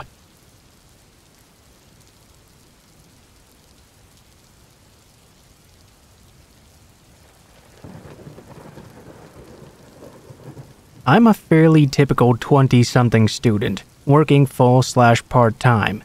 I supplement my income by selling my panties online. I was recruited to be a panty model for an up-and-coming site through the r/Gone Wild type subs here on Reddit, an alternate account, so don't waste your time. None of my content included my face, and I was always careful to follow any and all safety precautions to maintain my anonymity, even going so far as to have my social media account under a pseudonym instead of my full legal name, just in case, you know. Also important to note, I live with my boyfriend Jason, and we have a non-monogamous relationship. At the time this happened, I was sleeping with a guy named Logan. This was not and is not public information. It's something only a handful of people in my personal life know about. Most of my concern about being exposed was around my Reddit posting. I had become quite popular to the point of being very overwhelmed, so I backed off and eventually stopped posting altogether. Things settled down after a while, and I all but forgot about those old Gone Wild days. About 6 months ago, though, the anonymous app called Saraha came out. Ever curious, I made an account and decided to see what it was all about. I shared the link on my Snapchat as well. The app allowed users to send anonymous messages to people. All you had to know was their username. Knowing that a lot of my friends had received very negative messages, I braced myself for what at the time seemed to be the worst case scenario: extreme haters. I was curious to see what kinds of negative things people would say to me anonymously. I was honestly a little bit excited to see how creative they could get. I was almost disappointed when instead the response was exclusively positive. Lots of people sent jokes, inside jokes, compliments. It was nice, but a part of me craves adversity and antagonism, you know? That part was left unfulfilled. Oh well, I decided to go to bed. I woke up to a new message though. I wish you'd post on Reddit again. Okay, someone had to be messing with me. A few of my friends knew I posted nudes on there, and one of them had decided it must be fun to screw with me. I decided to just ignore the message. I loved buying your stuff, you know, and those little notes you'd write me. By this time, I had already confronted the very few friends who were privy to all of this stuff, but no one claimed to know anything. Even fewer people knew about me selling stuff. This is when the inkling of dread began. I pushed it out of my mind, though, and told myself it was still just someone screwing with me. I posted a text-only snap to my story. Okay, well here's the attention that you want. Thank you for the attention, Alessandra. You're such a goddess. Even fewer people were privy to my alias. My stomach sank. Another message. Hey, do you think your boyfriend or Logan would mind if we fucked? I felt ill. The probability that this was one of my friends playing a prank on me was now 0. I took note of the people who had viewed everything and wrote down the usernames just in case. I made another post. No, but I might if you're gonna be such a creep. I would never go through with it. I adore you too much. I love seeing you at work and uni, you know? I can come over this evening and hang outside your apartment if Jason is at work. I quickly made another note of these people that had seen this and narrowed down the possible suspects. Does this person really work at the same place and go to the same school as me? Surely that must narrow it down, right? They could be bullshitting though, so I make one last post trying to be a hard ass and lure out a response since they were responding so quickly now. Huh, says the coward hiding behind anonymity. I will come over. Just give me a bit of time, don't worry. I know what apartment you live in. Or maybe we can meet at the playground that you see every morning when you leave, if you'd like. I was sick to my stomach. Whoever this was not my friend. They knew way too much about me for me to not know who they were.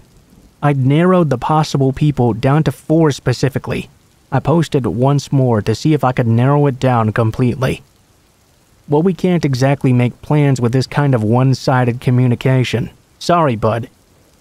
Meet me at the Taco Bell on 8th across from McDonald's. I'll buy you lunch if dessert is on you. Got him. Some guy named Mark. I messaged them on Snapchat. Hey there. Some interesting coincidences with these things you've been sending me and those Saraha messages? I'm sorry. I'll leave you alone. After that, he never contacted me again.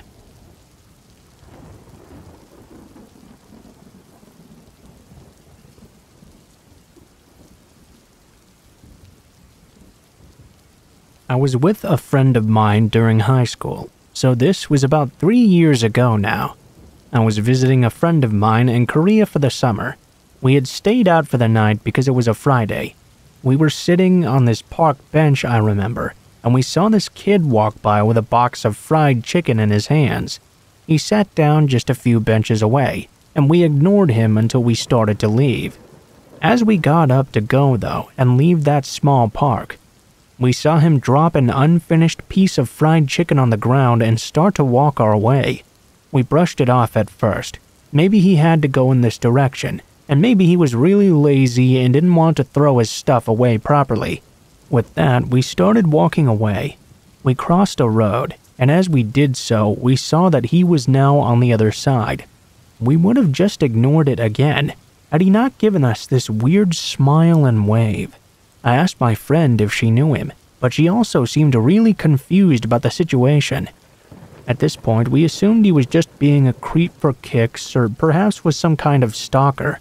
We gave a little awkward wave back before turning around and walking at a faster pace. We went a few blocks before going into a coffee house. We were still a bit wary about this child, but we doubted he would actually follow us this far. Boy, were we wrong. We watched through the window as he turned a small corner and followed the street towards us. My friend scares easily, so she told me she wanted to go to the bathroom right now. To explain the Korean bathroom situation, most public food areas or cafes are attached to larger buildings, and to get to the bathroom you have to leave the cafe through a door within it and then go out into the hallway. While I calmed my friend down in the bathroom, it suddenly happened. The lights turned out, the door was kicked open, and we were pushed into a stall. I could feel hands groping my hair, and another completely covered over my mouth. It didn't matter though. I was far too terrified and startled to scream. I could feel something cold press against my throat. I could hear my friend's gasps of pain. I thought I was going to be killed or raped by this psycho little kid. But then he suddenly stopped.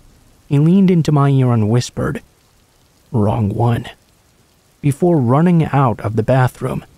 We were left there in the dark, unable to grasp what had just happened to us, and even now I'm haunted by nightmares of what that boy could have possibly meant, or possibly been trying to do to us.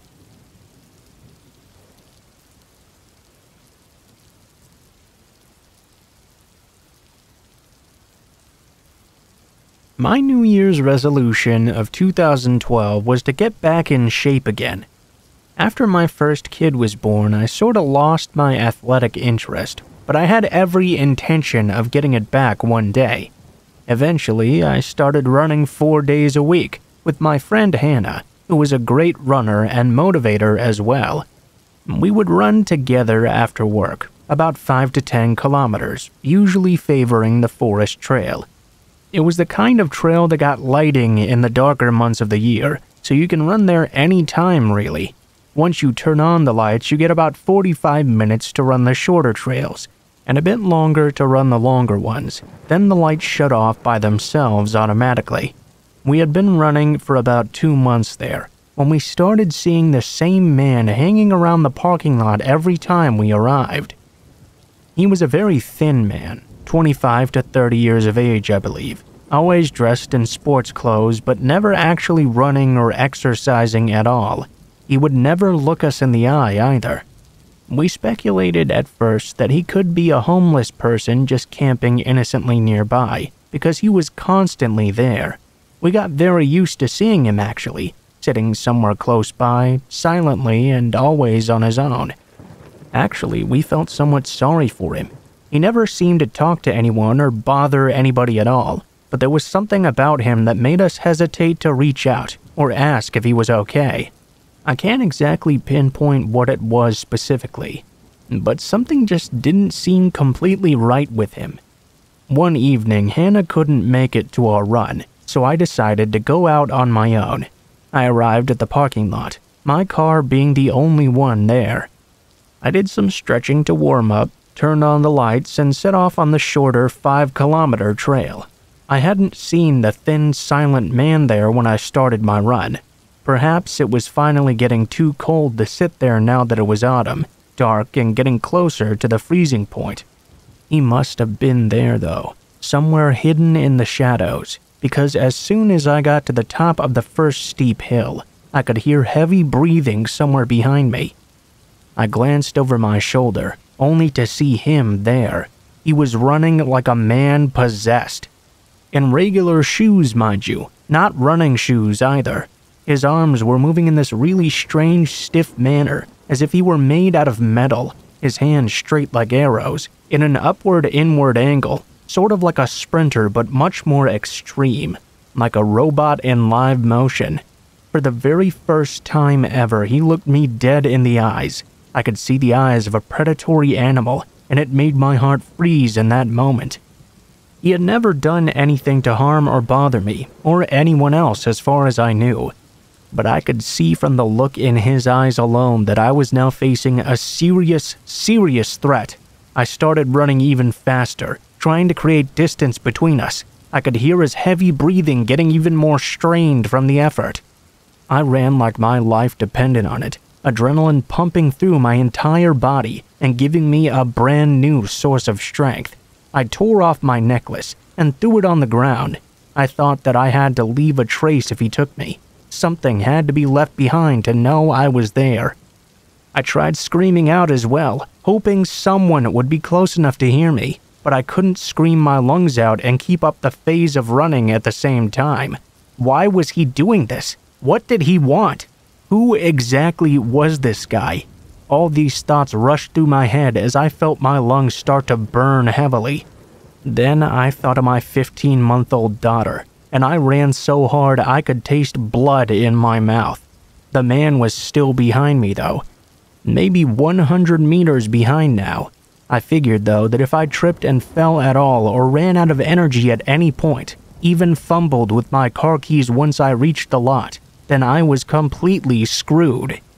Once I reached the sharp turn on the trail, I went off the trail and ran straight off into the dark woods. I ran only a short distance, and then I laid down flat on my stomach in some foliage, my hands searching for a rock to defend myself if he managed to find me. I realized in that moment that I was wearing bright running clothes with reflexes and neon coloring. I had never felt so visible in the dark before. I could hear him reach the turn, but thank God he kept on running. I started to slowly and silently as possible move further out into the darkness. My heart sank again, though, as I soon heard rapid footsteps closing in from the trail. He must have realized I had gone off trail once he saw there was no sign of me ahead. He stopped, and I stopped as well. I could imagine him listening for any single sound. I held my breath in and begged to God I didn't even believe in to make him go away. After a while of this stealthy stalemate, I heard him say something in a language I didn't understand and walk off. I didn't move. I feared he would wait for me by my car and realized I had to get off the trail and onto the main road and stop someone. I couldn't just go back to the parking lot by myself. I started to make my way further into the woods, knowing that I would eventually end up on the last part of the long trail and close to the main road. The lights on the trail then suddenly shut off. That made me a bit calmer at first. The dark was a comfort and protection. But then, after only a few moments, the lights switched on once again. Now this could have meant that another person had just started their run, and soon I would have someone there to help me. Or it could mean that the man was once again searching for me, or getting ready to prey on another lonely runner. I decided it was against my best interest to wait to find out. I continued my way towards the main road. It was extremely dark, and I fell down multiple times, my clothes getting soaked from the damp vegetation. I started to get really cold as well. After what felt like a lifetime, I could see the 10-kilometer trail ahead and knew I must be close to the main road. Soon after that, I could hear the bustling traffic as well. Once I made it to the road, I must have looked like I had been in a horrible accident. I had blood all over from several small cuts from falling. My clothes were extremely dirty, and my face, I assume, was petrified. My bright runner's shirt soon attracted the attention of a passing car. My waving and desperate shouting made it stop by me. The driver was a 40-ish man with his 2 kids in the back seat, and spent the next 10 minutes or so trying to make sense of what I tried to say between all the sobbing and crying. He asked if I wanted a lift back to the parking lot. I told him no. Please take me home instead. At home, my husband insisted on going back to retrieve the car and calling the police. To that I asked, and report what? No crime had technically been committed. I just knew that he was out to get me. My husband did go back for the car. The driver's seat window was smashed in, and my phone had disappeared as well. The person who took those had also taken a photo of my daughter that I had hanging from the mirror. I don't know what he was trying to do, or why he chased me the way he did, but the look in his eyes, there was no doubt he had bad intentions for me that night.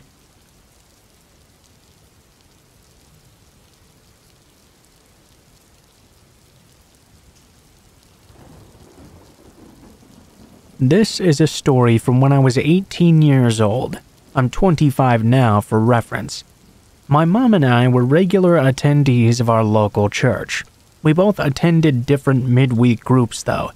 I went to the one with some of the younger people, and my mom went to the one with some of the more middle-aged groups of people.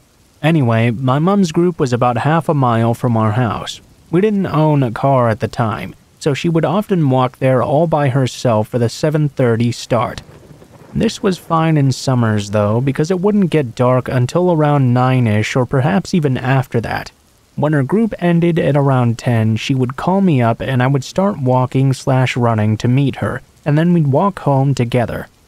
We would usually meet up not too far away from her group, but we would always stay on the phone together until we met up.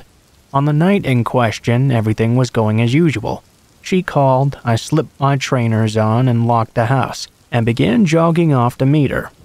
I usually ran because it was good training for my rugby, and despite being a big guy, 6'2" and about 290 pounds at the time, I had a very overactive imagination and got very spooked out by any darkness or shadows. In order to meet up with my mom, I had to cross our local park and go through an extremely dark patch of trees behind some of the local houses. It was usually just before this area that we'd meet up. Anyway, I'm running, my mom's walking. We're talking about her evening and who was there, when she suddenly says to me in an urgent tone, "Joe, hurry up, I think someone's following me." My heart rate went through the roof and I started to panic.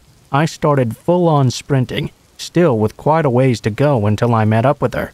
I told her to stay calm best she could, and kept her updated on my position.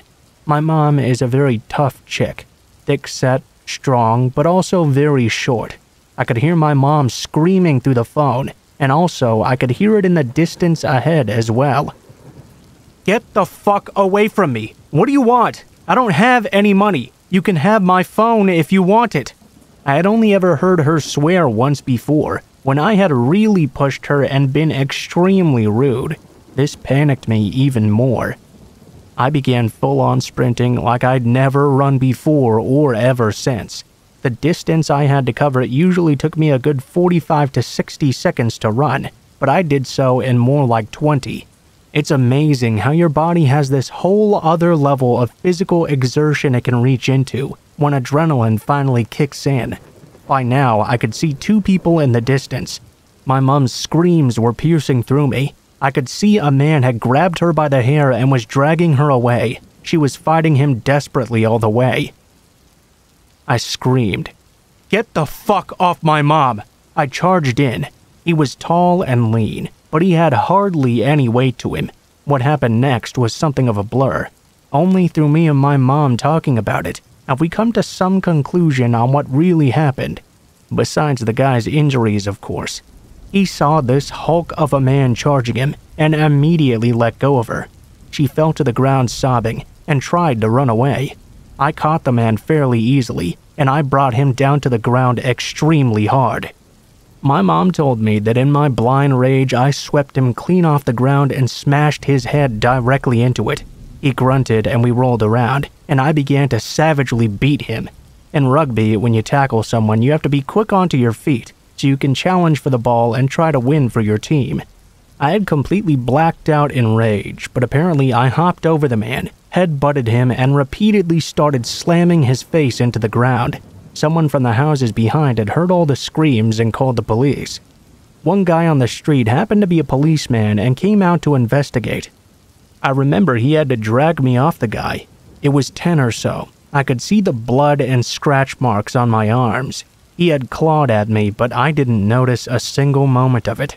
The police arrived very quickly, and we had to be interviewed by them, which was all a bit blurry. Apparently, I was beating the man so badly the off-duty copper had thought I was the attacker at first. I suppose anyone would have, seeing me beat his ass that bad. The guy was on their records as a thief. He had mugged a girl in town not that long before. When police interviewed him, he claimed he was just robbing her, but I'm not so sure. He's in prison now, thankfully. I had never been so scared in my life. I had always imagined situations like this, where I was the hero saving someone, but I always wondered if I would be able to react when that real moment came. Thankfully, I was able, and thankfully I've never had to since. It just makes me so glad to know that I was being a good son to my mom and meeting up with her, even though I never really wanted to and personally never saw the need. You never think this kind of bad stuff will happen to the ones you love, until it finally does.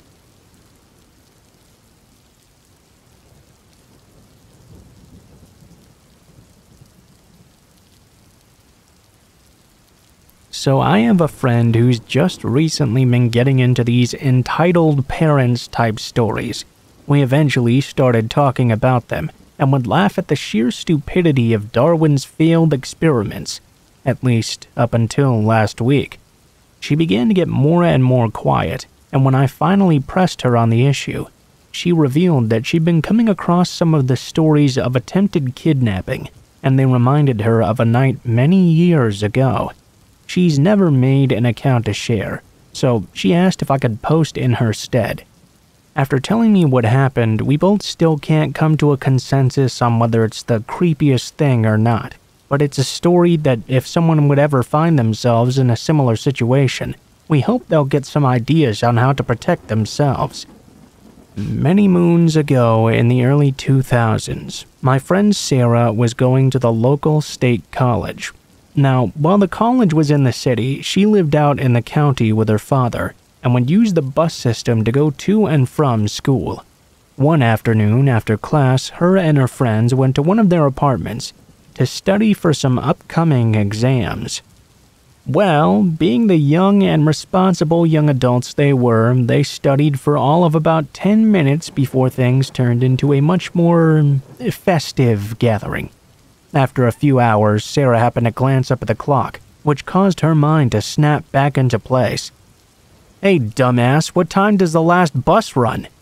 Screaming profanities and prayers warding off her demise by her father, she quickly ran down to the bus stop, just in time to catch the very final trip of the night.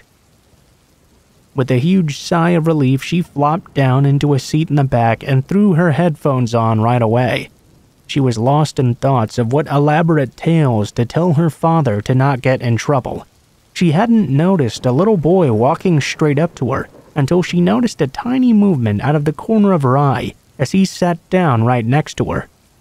She somehow managed to not recoil at the sight of the child, because while the child was completely filthy and reminded her of someone straight from Deliverance, it was his creepy smile she remembered the most. He just sat there, smiling at her, until she slowly slid her headphones down and the following interaction began.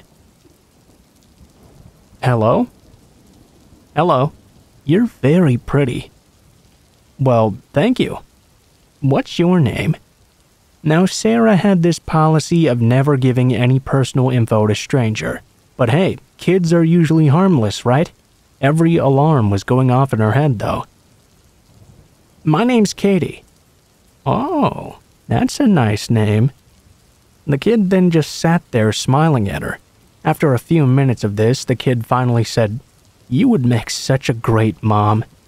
He hopped down and walked back to an even more dirty and unkempt monster of a man, who she could only assume was the boy's father. Just like his son, he was staring her down intensely. When she looked over at him, he just nodded politely and kept on smiling. She put her headphones back on and dug out a book to pretend to study, but she kept glancing back and noticed both of them staring at her the entire time. As each stop came up one by one and went by, she prayed they would get off the bus. As the bus soon began to empty of other passengers, though, she found it was now just her, some middle-aged woman, and those two people. The bus was beginning to slow for its next stop, in a small town that had a series of restaurants. She couldn't take them anymore at that point, and decided it would be safer for her to go down to Mickey D's and wait for her father than to sit on that bus alone with them any longer. She gathered up her things and prepared to disembark. As she allowed the woman to pass by, she noticed the men now gathering up their things as well. "Oh, hell no," she thought, but she didn't want to make it out like she was trying to avoid them. She moved to the seat near the front and sat back down. To her horror, she watched as the man and his son took another seat and sat back down as well, now staring at her with a sinister smile and nodding. Her anxiety was through the roof at this point. She watched even more stops come and go, until finally her stop was coming up. What could she possibly do in this situation? Her mind raced. As the bus came to her stop, she gathered up her things again, and watched in horror as the men gathered up their things too. Instead of getting off, she sat down behind the driver and began to speak to them. "Hey, how much further till the end of the line?" "3 more stops." Sarah then leaned in and told the driver about the man and his son, and asked if it was possible to have the police there when they arrived. The driver looked into the mirror at the two people, and then told her he'd take care of everything. Sarah glanced back. Her heart jumped into her throat, as while the little boy was smiling at her, the father now was not. She described it as the look a parent would give their child when they'd done something wrong. Sarah was usually a very strong individual, but she was in tears as she took out her phone and tried to call her father. Straight to voicemail. Who else could she call for help in this moment? Finally, she reached out to her ex. He may have been a disloyal piece of shit when it came to affairs of the heart, but she could always rely on him for other things when it counted the most. Thankfully, he picked up. As quietly as she could, she poured her heart out about what was happening and asked if he could please meet them at the last stop. "I'm at Rogers right now. It's 20 minutes away, but I'll try to rush as fast as I can." "Please, hurry," she begged. Finally, they came over the hill to where the final stop was. Frantically, she looked for something, anything she could use to help her, but there was nothing. Finally, the bus pulled in and the door swung open. The man glared down at her, waiting for her to get off first. Hold up, miss. I need to talk to you for a moment about your bus pass." The man stood there for a moment, until the driver told him this was the very last stop, and he needed to get off the bus now. I'm waiting for my— "Sir, you need to get off right now. If you're waiting for her, she'll be along shortly, but I need you to leave." Angrily, the man stomped off with his child in tow. As soon as they got off, the driver shut the door right away. "Hey, what the—" The man began yelling and banging on the door. Sarah was scared he was going to break the glass, until she noticed 2 police cars rolling in, followed shortly by the little piece of crap Jack drove. The police ordered the man away from the bus, and she couldn't hear what else was being said. Jack later revealed the man was claiming Sarah was his daughter, and he was only taking her home. Once Jack asked him her name, though, he said it was Katie, and that was all she wrote. In the end, the man got into a fight with Jack and the officers, but he was easily overwhelmed and arrested. When she got home and told her father what happened, he tossed her the keys to his old '82 Ram, and she never had to ride the bus again. While it was loud and a pain to drive, she never felt safer. She did ride the bus one final time after that, though, when she delivered a big plate of cookies to the driver, who had saved her life that day.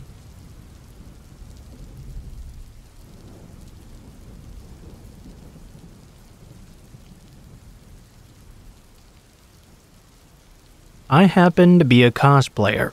I'm not exactly famous, but I am well known enough in my city that I'm recognized every once in a while. I wrote a while back about 3 men on a train who tried to attack me. I very rarely take the train unaccompanied now because of this, but sometimes I have to.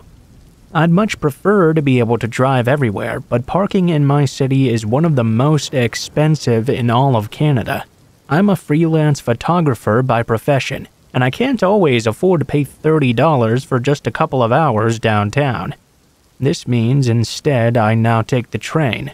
My boyfriend had stayed at a friend's the night before and would be meeting me on the other side of town to take me to the photo shoot. I was dressed as Misa Amane from Death Note. I was taking the train to meet up with the cosplayer who would be playing Light. I was dressed as Misa, but I was wearing a coat over my outfit and regular shoes as well. Besides my big false lashes and the helm of my pleather skirt, there was nothing to indicate at all I was cosplaying. It was about 5:30 a.m. at this time. We were driving to the next town over for the shoot, so we had to get started early. It was a Saturday morning, so most of the people on the train were those heading home from an overnight shift.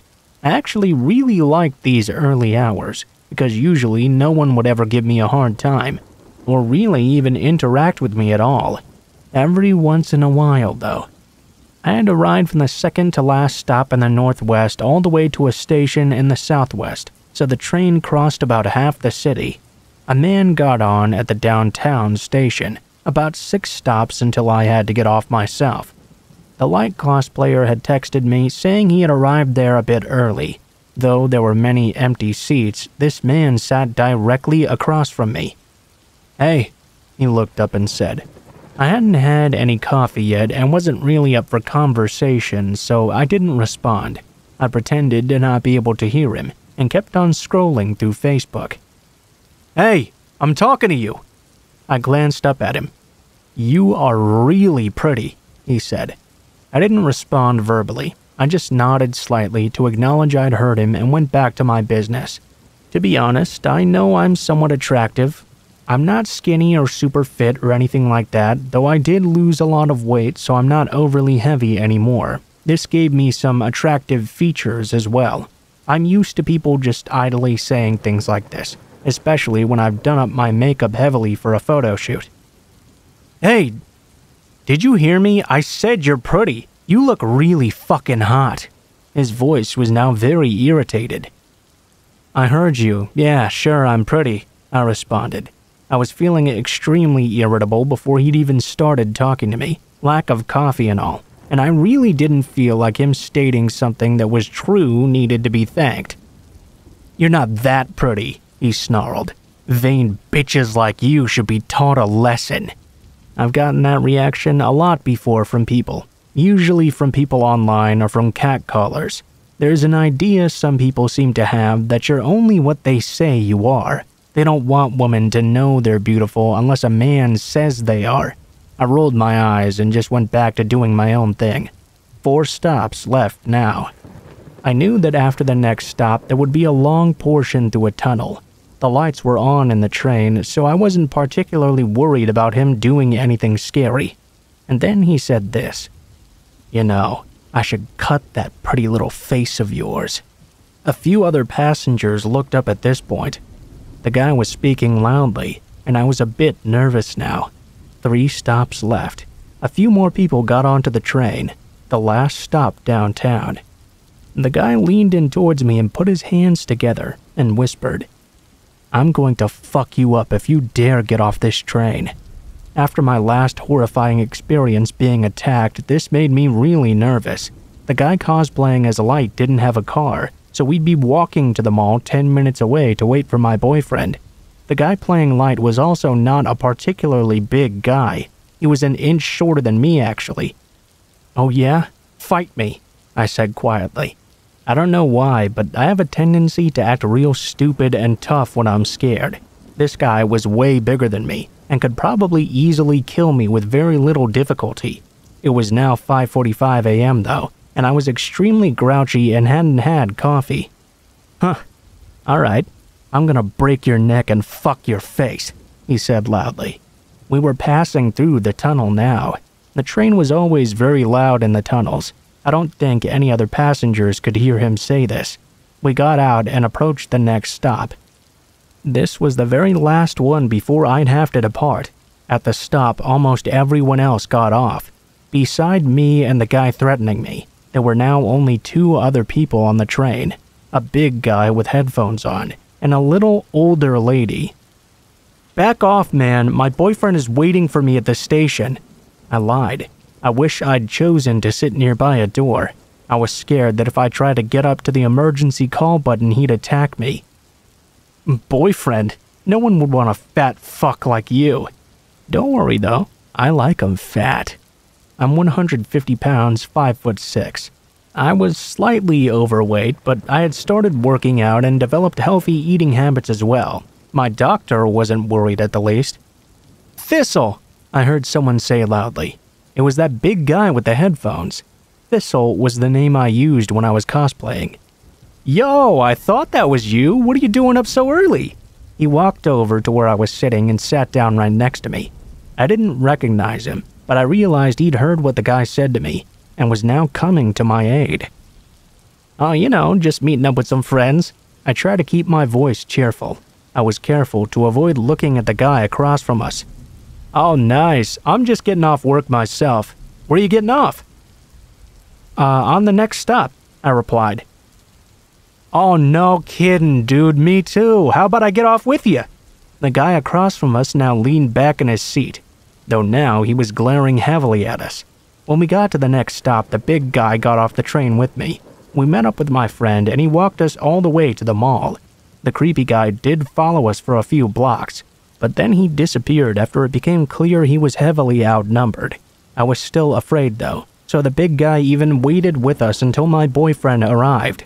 We wound up giving him a lift home, because his stop was actually about 5 further down the line. I don't know if the creep on the train would have actually hurt me, but I'm glad I didn't have to find out due to that kind stranger that day.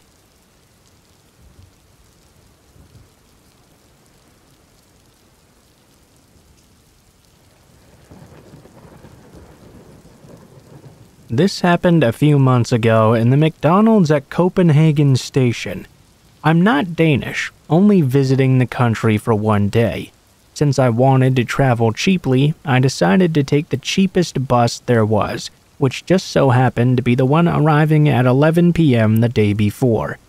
I thought I could save even more money by just not renting a bed somewhere, and instead spending the night awake or half asleep at the station.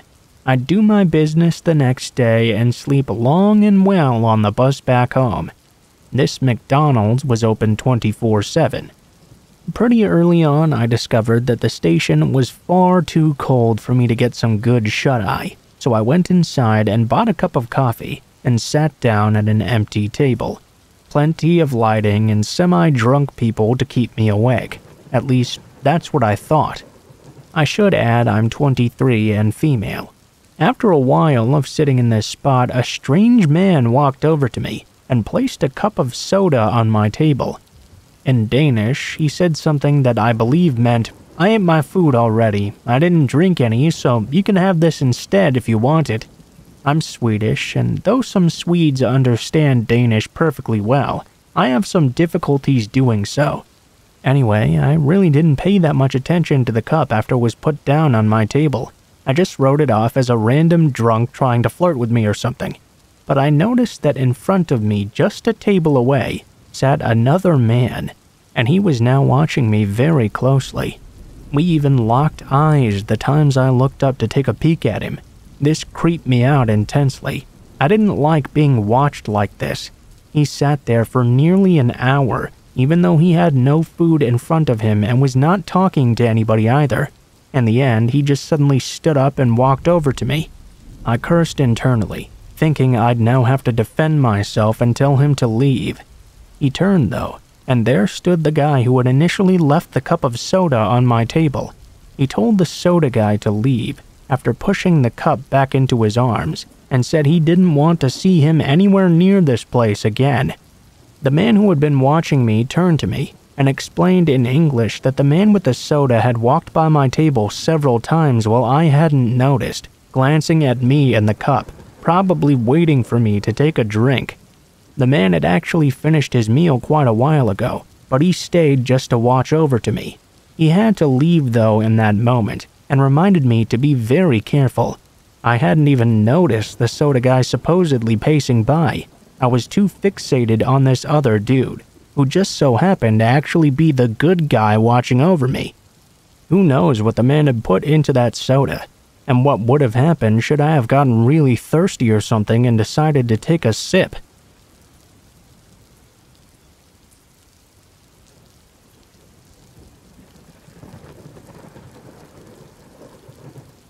This story just happened a few years back when I was visiting an old friend in Cologne while at the same time taking advantage of him as a free stay for a meeting with my LARP group. For those of you who don't quite understand what LARPing is, it's basically real-life role-playing. Imagine a D&D game, but instead of people sitting around a table playing with dice, you actually dress up as the characters and role-play in real life. LARPing has been my hobby since I was just 14 years old, and after I got a job that paid pretty well, I started to go a bit more all out when it came to stuff for my hobby. One of those things I spent a solid amount of money on was my character's armor, very important for this story. It was chainmail that I would wear underneath my outer armor. After the meeting of my group, I would mostly get out of my LARP outfit. I really didn't want to have to walk through the dangerous parts of the city dressed up as a medieval knight. Since I couldn't fit it all on my person though, I would keep my chainmail on, as well as my tunic and pants. On my bus ride home, I noticed some guy seemed to have gotten a stink eye on me. I simply guessed it was because I still looked very out of place.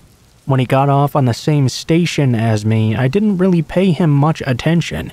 I was almost to my friend's place already and decided to call him up, asking if we should meet up and go somewhere.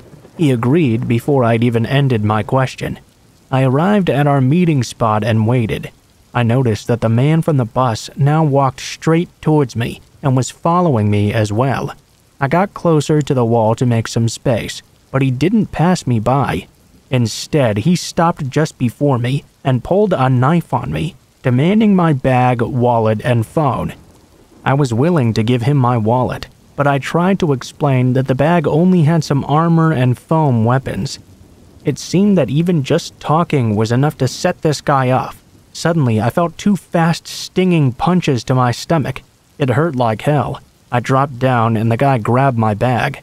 Honestly, the next things are not really in my mind. I was barely able to notice anything, other than a voice in my head screaming at me, "Dude, you just got stabbed!" The next thing I noticed was my friend shaking me. My bag was open and stuff was all over the place. He was holding my helmet with blood on it, as he said he'd seen the guy throwing my stuff around after the bag was most likely too heavy for him to carry. My friend, seeing me on the floor, managed to grab the first thing he could, which was my helmet. He beat the guy's face in with it until he ran away. Later, we checked my stomach to see the damage. Even though I had two giant deep blue bruises which hurt like a bitch, I still only had very small cuts, since the chainmail had actually stopped the knife attack. To this day, I still get sick to the stomach when I think back on that day. If I had simply not worn a piece of my LARP clothing that day, I would be dead, literally killed over a bag full of costumes, 150 euros in my wallet, and a 10-year-old phone. What a fucked up place the world is.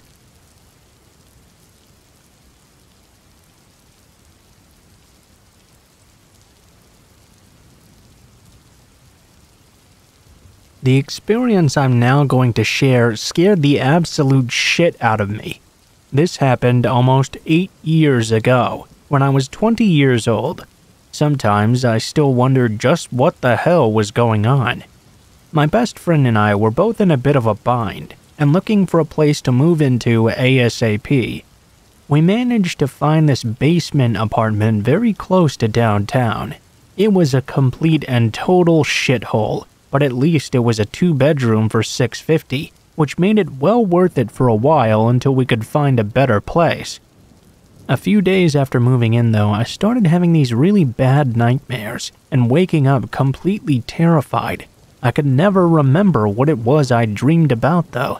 After about a week of this, every time I was in my room, I would feel like someone was going to burst through my wall and kill me.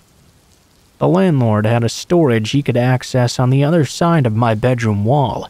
Since my room was bigger and my friend's room was more like a closet, she decided to move into my room with me. After this, I started noticing that when I went into the backyard at night to let the dog go for a quick piss, it always looked like someone on the top floor of the house was watching me. My roommate noticed this too when she came out with me. Me and my friend also had a mutual guy friend that we had met through. The three of us were pretty much always hanging out, and he stayed over quite frequently. One night we were all out and about, and after a while he decided to go home on his own. My roommate and I stayed out a few hours until about 3-ish. Realizing we were likely to sleep in, we went to bring the dog out before going to bed once we arrived back home. I had my dog on her leash, so she wouldn't give me any monkey business when I wanted her to come in. I couldn't quite understand what was happening in the moment, but standing by the door, I started to see what seemed like shadows of people approaching towards me and my roommate. I don't know what came over me in that moment, but I screamed, "Get in the house, now!" My roommate was very startled, of course. Thankfully, though, she listened to me, and me, her, and the dog booked it back into the house. When we got to the bottom of the stairs, we could see these red eyes peering into the shitty little windows we had. I screamed my face off, yelling out for my friend that went home earlier. My roommate's cell phone rung. It was our buddy. Not sure why, but he just had a feeling he should call in that moment. We had him book his ass over to our house. He stayed over almost every night for 2 weeks until we moved the hell out of there. I don't know why, but my roommate and I always had a suspicion the landlord/upstairs resident had something to do with all these uneasy happenings. Make what you will of this, but it scared the ever-living crap out of me. 8 years later, and I still get the heebie-jeebies when I happen to pass that house on the streetcar.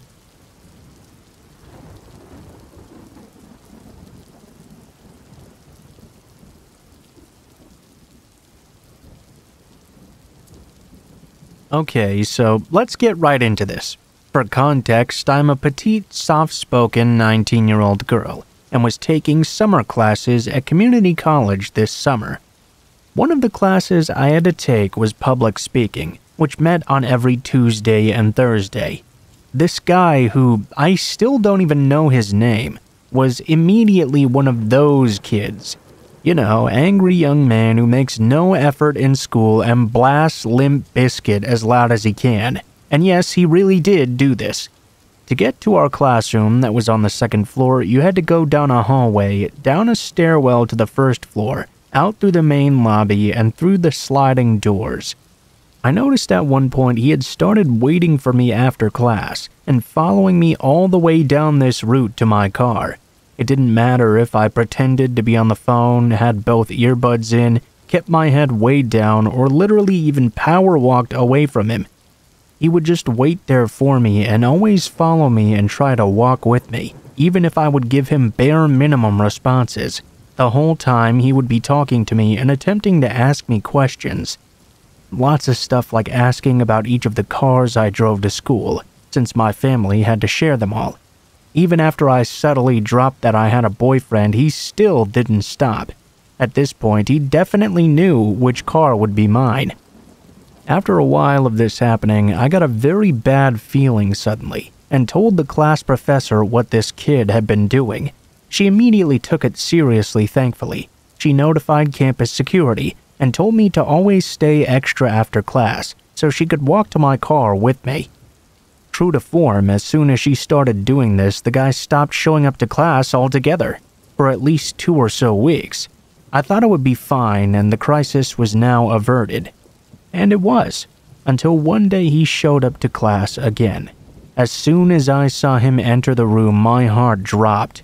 During the class, I slipped a note to my professor, telling her he was the kid in the blue shirt. She told me to stick around after class that day. I did, and so did the guy and another female student. Before he tried to talk to the professor about why he should pass the class despite never even showing up or doing any work, the professor asked me and the other girl to step outside and wait in the hall. Even from all the way out there, though, we could hear him screaming and yelling so aggressively at the professor. He eventually did leave and came out into the hallway we were waiting in. He simply pointed at me and said, "You wait for me." Mind you, I still had no idea who this kid even was.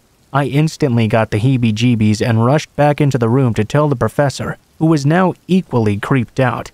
Having overheard this entire thing, the other female student came back into the room 10 minutes later. She told me and the professor that the guy was waiting just outside of the view of the hallway, standing there waiting for me.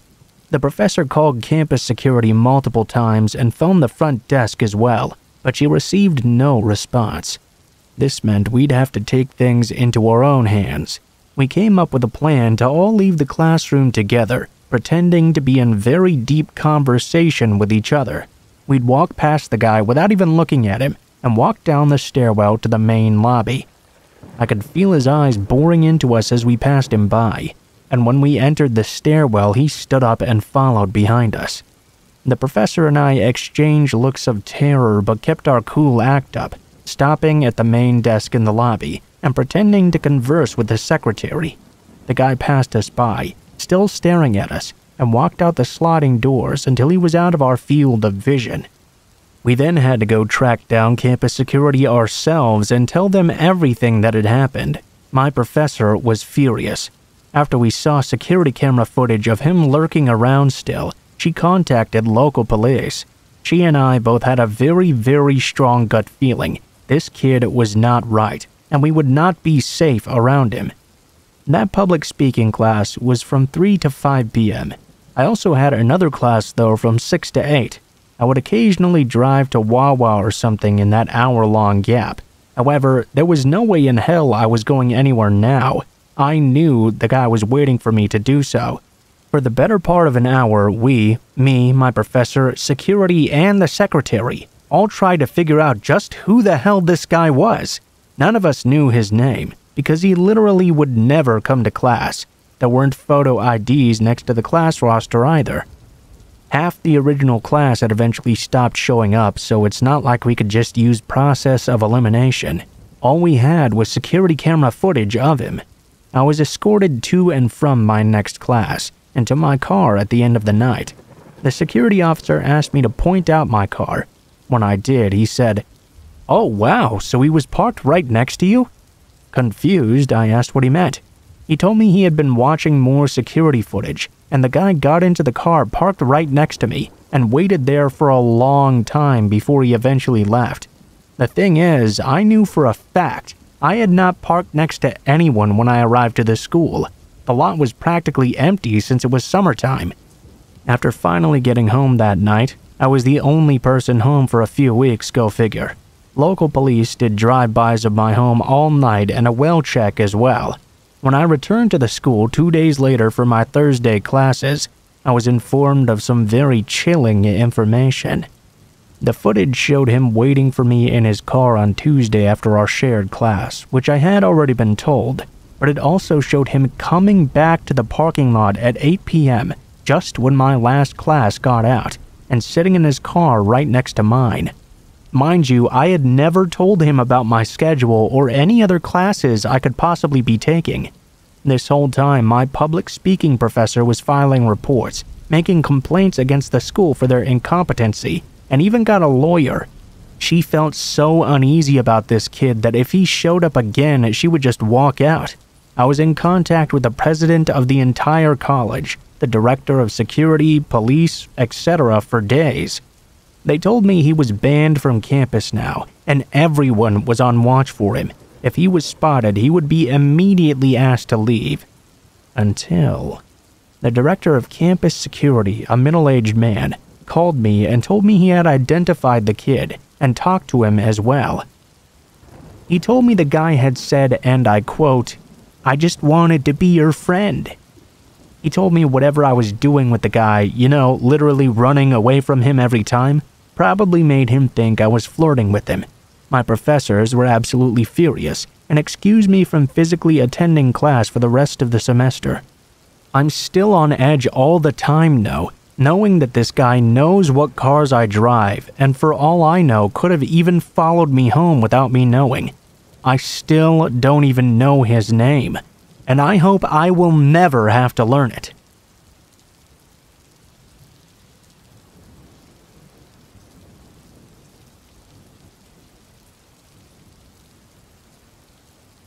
This happened a couple of years ago, when I was a senior in high school living in Southern California.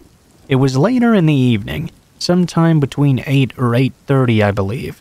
My mom and I had just gotten home from a long day of driving and visiting family to discover that our cat was now completely out of food. I was tired of being in the car by then and I didn't really want to go to Petco to get the cat food, but my mom begged me to go with her. Finally, after a bunch of convincing, I caved in and said yes. Looking back now though, I'm extremely grateful that I went, because if I hadn't decided to go with her, I think there's a good chance my mom would have never come home that night. An important detail that I want to mention first is that the windows on the car my mom had were extremely tinted, making it pretty much impossible to see inside. We pull into the parking lot of Petco and I look around. I notice there's only a few other cars there, with one parked a few rows to the back of us. My mom said to wait in the car since she was going in real quick to pick up the food. A minute after my mom walked away and was about halfway to the store, the car that was parked a few rows back pulled into the spot right next to ours on the passenger side. Of course, I thought this was a little bit strange, but maybe the person just wanted a closer spot to the store. I then saw a man step out of the car, grab his big German Shepherd out of the back, and walk into the store as well. As I glanced over inside the store, I noticed this guy was now watching my mom and following her around. Not enough for her to notice though. He got ahead of her in line, and after he checked out, he stood right outside the entrance, waiting for her to check out as well. When my mom walked out of the store, the guy began to walk silently behind her. At this point, I was getting a very bad feeling. I was very creeped out as well. When my mom made it back to our car finally, she opened the back to put the cat food in. The guy opened the back of his car right next to ours and started talking to her and motioning for her to come look at something in the back of his car. My mom, being completely oblivious, took a few steps towards him and was now looking into the back. His hands started to move towards his waist, and I immediately started yelling for her to get into our car right now. The man was super alarmed. I'm guessing he'd never seen me in the car because of the tinted windows. He stopped talking to her right away. My mom looked extremely confused, but after I yelled at her some more to get in, she finally did. The creepy guy took another double take at our car and immediately hopped into his and drove off in a hurry. When my mom hopped into the car as well, I asked her what that guy was saying to her. She told me he was telling her to look at something he got for his dog that was in the back of his car. I told her everything I observed and that I was pretty sure he was trying to abduct her from the parking lot. It was quite a startling and eye-opening experience for her.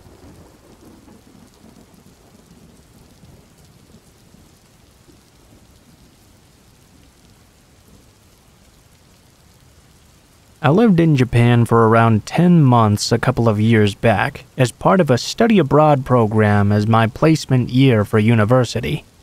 I lived in Hiroshima, and pretty much every Japanese person I met was exactly how you would expect them to be. Very generous, very respectful as well. All of them except this one old lady who just so happened to live in the apartment right next to mine. It was about a month after I'd been in Japan. I'm originally from Northern Ireland, so it was quite an adjustment for me to make. When our group of gaijins decided we were going to go to the Saijo Sake Festival. For those who don't know, this is a huge sake, rice wine, drinking festival that from what I now understand everyone goes and gets extremely smashed at, as men of fine taste and culture. We sampled many different kinds of sake from all over Japan and got rode off beyond belief. We all filed onto the train home back to our apartments. I can't remember shit all apart from calling my girlfriend at the time and passing out on my futon. Normal stuff, really. Skipped to 6 a.m. the next morning, though, when my loud as fuck doorbell woke me up. Keep in mind my apartment was extremely small, so the noise reverberated loudly. I checked the time and was confused as all get out, but I assumed it was just my friend from downstairs who wanted to talk about last night or something. I looked through the peephole in my door only to see a police officer standing right there. First thought that goes through my mind is, Taylor, what the fuck have you done when you were drunk last night? At the same time, though, I was so sure I'd just fallen asleep right away. I talked to the dude using a translation app. He basically told me there'd been a noise complaint. Strange, considering the fact that all I did was make a single phone call and fall asleep. Anyway, the guy saw how confused I was and kinda saw there must have been a mistake. He left without much trouble. Honestly, I was still a bit drunk and super confused, but the day carried on from then as normal. Next morning, 6 a.m., the doorbell rings once more. I kind of assumed already what it was gonna be this time. What do I see through the peephole when I look? Now there are 2 officers. The same convo went down and I convinced them there really was no noise. I literally walked them through my apartment to show them how I'd fallen asleep watching Netflix.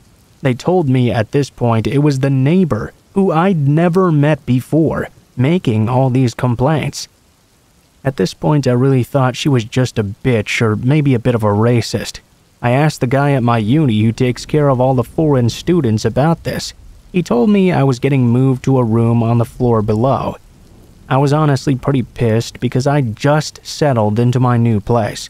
But whatever, this kind of stuff happens, you know.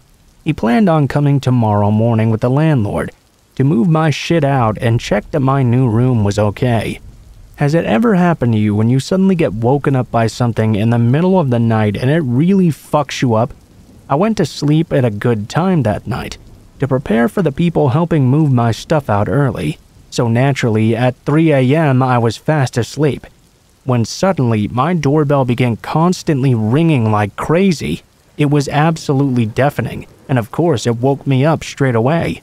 I can't even begin to tell you how scared I was of this sudden noise. I couldn't even move. I didn't know what to do. After about a minute of what felt like incessant noise, there was complete silence suddenly. I made my way over to the front door to look through the peephole. I saw nothing, but I just knew it was that psycho bitch of a neighbor. Nothing else happened that night, thankfully, and eventually I did manage to get back to sleep. I woke up the next morning still kinda shaken up. It's cool though, my boys are coming around soon. I kept walking out the front to check if they're downstairs and quickly closing the door behind me because I didn't know what this woman would try if she saw me. I walked into my room and slid the door to my balcony open. This is where I see her for the first time. She had literally wrapped her body around the fence that separated our balconies while keeping her footing on her side. She was just standing there, staring right at me. We stared at each other for a second before she quickly whipped back around to the other side like something straight out of The Grudge. Literally 2 seconds later, my doorbell started ringing furiously. I was thinking to myself, that's not possible. This is some demon shit right here. I am so fucked. Thank God it turned out to be the people helping to move my stuff instead. I told them what was going on and hastily moved downstairs to my new room. She still shows up outside of my new room every once in a while. Thankfully, though, I was mostly able to avoid interaction with her directly from then on out. I guess eventually, after all the false complaints, the police decided to start ignoring her calls as well.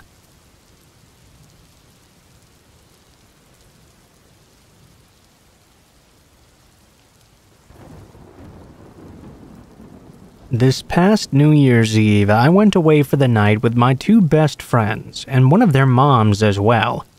I was home for the holidays from college, and my friend Sarah invited me to go to Palm Springs to celebrate New Year's with her mom and our friend Rachel. I didn't really have any other plans, so I decided it would be a good idea to go with them. We went to a really cool city about an hour from where we all live that was very big on shopping and resorts as well. We planned to have a pretty calm night all in all. Watch the ball drop at a block party thing downtown, have a few drinks at the bar. Since we were on the West Coast, the ball drop was at 9 or so. This meant that about 8, we ventured out from our hotel, walking to the block party that was only about a mile away. On the way there, we passed by a very lively bar. We decided to stop by real quick. We spent about 15 minutes dancing, but didn't really get any drinks. It was a gay bar, and Sarah and Rachel, being gay, they were pretty stoked on finding this place. They wanted to come back after the ball drop, even though it was about 90% men there. We continued on to the block party, got some dinner, grabbed a glass of champagne. The ball dropped and they had a DJ as well, so we spent about an hour there dancing with everyone. After we got pretty tired of this, we decided to head back to the bar and hang out there until about midnight or so. Once we got there, Sarah's mom paid for a drink for each of us, but left soon after that because she was really tired. It was about 10:30 at this point. Sarah, Rachel, and I are all enjoying our drinks and having a lot of fun dancing. Rachel then tried some of mine since it was one she had never had before. I constantly have my guard up drinking in public, and I felt safe at this bar because it was 90% gay men as well, who I thought would have no interest in me. I went back to the bar to get a second drink, and that's the very last thing I remember. The rest I've gathered from Sarah and Rachel. Almost immediately after grabbing that second drink, I asked Rachel to go to the bathroom with me because I was not feeling well at all, even though I had been completely fine just 10 minutes before this. Once in the bathroom, I collapsed on the floor and became almost unresponsive. Rachel was now extremely worried and somehow dragged my half-lifeless body out to where Sarah was waiting for us. Security, upon seeing my condition, assumed I was wasted and asked us to leave immediately. Sarah and Rachel decided to take me back to the hotel about a half-mile away. By this point, I was completely unconscious though, and there were barely any sounds escaping from my mouth. They saw someone leave the bar at the same time as us and began walking near all three of us, but they were too preoccupied with trying to keep my dead-weight, lifeless body off the ground. At one point, I even vomited all over everything, both of them, the sidewalk, etc. The next part of the story we had to get from Sarah, and Rachel doesn't have memory of this either. Still struggling to carry me, the man they saw leave the bar approached them. He was hitting on Rachel, trying to get her to go grab a drink with him. She was very agitated and told him to leave. Her friend needed help right now, obviously. He would not take no for an answer, and followed us down the street. A middle-aged woman witnessed this and came up and told the man off, something along the lines of "Stop harassing these young women or I'll call the police." He basically ran away after that. Next, by some miracle, an EMT and his wife enjoying the holiday ran into us as well. He checked me out to make sure something wasn't majorly wrong, and then carried me the rest of the way to my hotel and into the room. My friends could barely even hold up my weight. They thanked the man profusely, and him and his wife left. This is where Rachel's memory suddenly kicks back in. Only 5 minutes later, they got a knock on the door. It's the EMT and his wife again. They'd come by to let us know that a man had followed us into the hotel. They'd just seen him hop over the gate and start making his way directly to our room. My friends called hotel security, but they were unable to find the guy in the end. My friends didn't get a good glimpse of him, but I'm 100% sure it was that same man from earlier. I spent the rest of the night vomiting everything in my body and dry heaving after that. I woke up the next morning in a pile of pillows and blankets on the bathroom floor. My very last memory was at the bar getting that second drink. My friends filled me in on everything that had happened. Feeling like crap, I thought I must have just drank way too much, but I had never blacked out before in my life, and the amount of drinks I'd had, 2 in 2 hours, didn't add up to me being completely knocked out like that. We decided my first drink had to have been drugged, and since Rachel had some of it, it affected her as well somewhat, even though she was still fully functional. I'm sure that man that was talking to Rachel and then followed us back was the one who had slipped something into my drink. To this day, I really don't know how that could have even happened though. I got my drink directly from the bar and never even set it down once. My guess was that it was already in the cup when I received it. Thankfully, I had a really good friend and lots of kind strangers protecting me that night, but it still keeps me up at night, thinking what could have happened under different circumstances.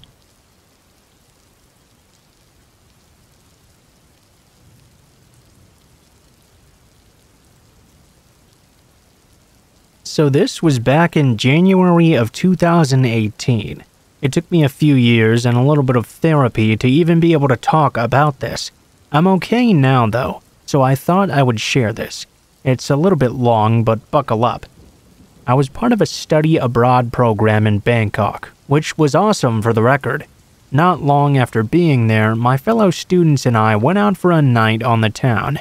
After a night of a bit of drinking and running amok in Bangkok, we somehow ended up in this back alley illegal strip club. Here's where I think it's important to mention that I'm female, and I was the only female in the group that night. I saw things I will never unsee in the 15 minutes we were there, and it honestly keeps me up at night every once in a while. Let's just say it was pretty blatantly obvious the woman did not want to be there. Very quickly, I also did not want to be there. About 5 minutes into this really misguided decision, I realized two guys from my group were talking to a guy in a red polo shirt. Oh man, there were many guys in red polo shirts scattered throughout the room, and none of them looked very pleasant to be around. One of my friends, let's call him M, came back over to me laughing, pointed back at the red shirt guy, and said, "Hey, he's trying to get me to sell you to him for $10 American. I keep telling him you're worth more, but 10 is the highest he says he'll go." I've never noped out of a situation so fast in my entire life, and everyone went with me. I'm an experienced traveler, so I did take the opportunity to use this as a learning experience for M. I taught him how quickly these situations can go south, and how important it is to be on your guard always in a foreign country. I thought he'd learned his lesson. We'd all gotten out safe, so no harm, no foul. I'll admit though that after that I did become a little more withdrawn from the group. Everyone would go out partying every single night. I went to school, occasionally ate out, and did some daytime shopping at the markets, or maybe hung out in a high-end spa near the hotel. For like 20 to 50 American dollars, you can get pampered like a queen, and a broke college kid of course took advantage of that. 2 other girls joined me on my adventures, and we had a pretty great time overall actually. Before we were scheduled to return back to the States, my other classmates, okay, it was all M, finally convinced me to go out for a night on the town with them to some strip. People were eating scorpions on a stick. Some dumb girl from Australia who had joined our group took a hit of some gas they were selling on the street and vomited everywhere, and people were packed elbow to elbow. There was a lot of rave-style lights and music. Big sensory overload. I figured I was with a group of 20 people from the US and Australia. If there was a time to drink and party in a foreign country, this would be it. So the drinking started, and the partying began. With drinking, of course, eventually comes the need for a restroom as well. I told M I was going to find one, and I would be right back. M chose that moment to be a diva though, starting to hammer back drinks and demanding everyone's attention. I must have been gone 10 minutes tops. I come back and everyone is gone. I got the story later that the Aussies left and the rest of my group had to chase down M when he ran off in a drunken display for attention. I walk over to the entrance of this strip where we all dropped off and sit down on a picnic table near all the cabs to wait for my group. An hour goes by, 2 hours, 2.5 hours goes by. It's almost 1 a.m. now. The street is still packed, but I've seen not one single person from my group. I was starting to get a little bit concerned. I realized I had no idea where we were really. The others had been coming to the strip every night, but this was my first time. Fuck. Okay, experienced traveler time. I didn't have the address to the hotel written down in English or in Thai, and I don't speak Thai either. Luckily, I hadn't had a drink in 2.5 hours, so I was getting pretty sober at this point. I had been there long enough to know that taking a tuk-tuk, those open wheelie cab things, were much cheaper than taking an actual cab. I had not been there long enough, though, to realize that taking a tuk-tuk at 1 a.m. alone as a female was a very bad idea. I showed the driver my room key to tell him where I needed to go. What a naive child I was. We negotiated a price and I hopped in. He started going the opposite direction from where our cab came in from to drop us off initially. We took a highway to get there, but my tuk-tuk driver was on all residential streets. Then he wandered into an alley. Okay, I was on red alert right now. He stopped. I poised, ready to strike should I need to. Next to me on my left, a garage door rolled up, and a group of men walked out, one of who was holding a blue purse. I stuck around just long enough to see him start walking over and unzipping said purse as he moved. I bolted. I barely managed to shake off the tuk-tuk driver. I just kept putting one foot in front of the other, crying because I couldn't breathe. I thought to myself I was going to die because I could never be bothered to go to a gym. I kept running and running until finally I saw it. The familiarity of home. A 7-Eleven in the middle of this Thai neighborhood. I was hysterical as I sprinted through that door like the Kool-Aid Man himself. The cashier started yelling at me to get out in Thai. I was desperately yelling in English that my tuk-tuk driver had just tried to sell me, and I was not going anywhere. We go at it for a minute or two of me begging him to help me, when this tiny little 4-foot elderly Thai woman came up to me with an equally tiny grocery cart full of 2-liter bottles of Pepsi. She took my hand and my room key. She never said a single word to me, not one. She led me outside, hailed a cab, and had a solid 60-second conversation with the driver, then pushed me into the back seat. The scariest part of my entire night, though, was that 15-minute cab ride back to my hotel. I couldn't possibly know if that little Thai woman had just helped me or sold me out to the highest bidder. The cab driver had to stop and ask for directions about 3 minutes from the hotel, so that was probably the moment I knew this was going to affect me mentally for a while. The ride cost me 10 American, and I tipped him $60. You know, for not trying to sell me as a slave.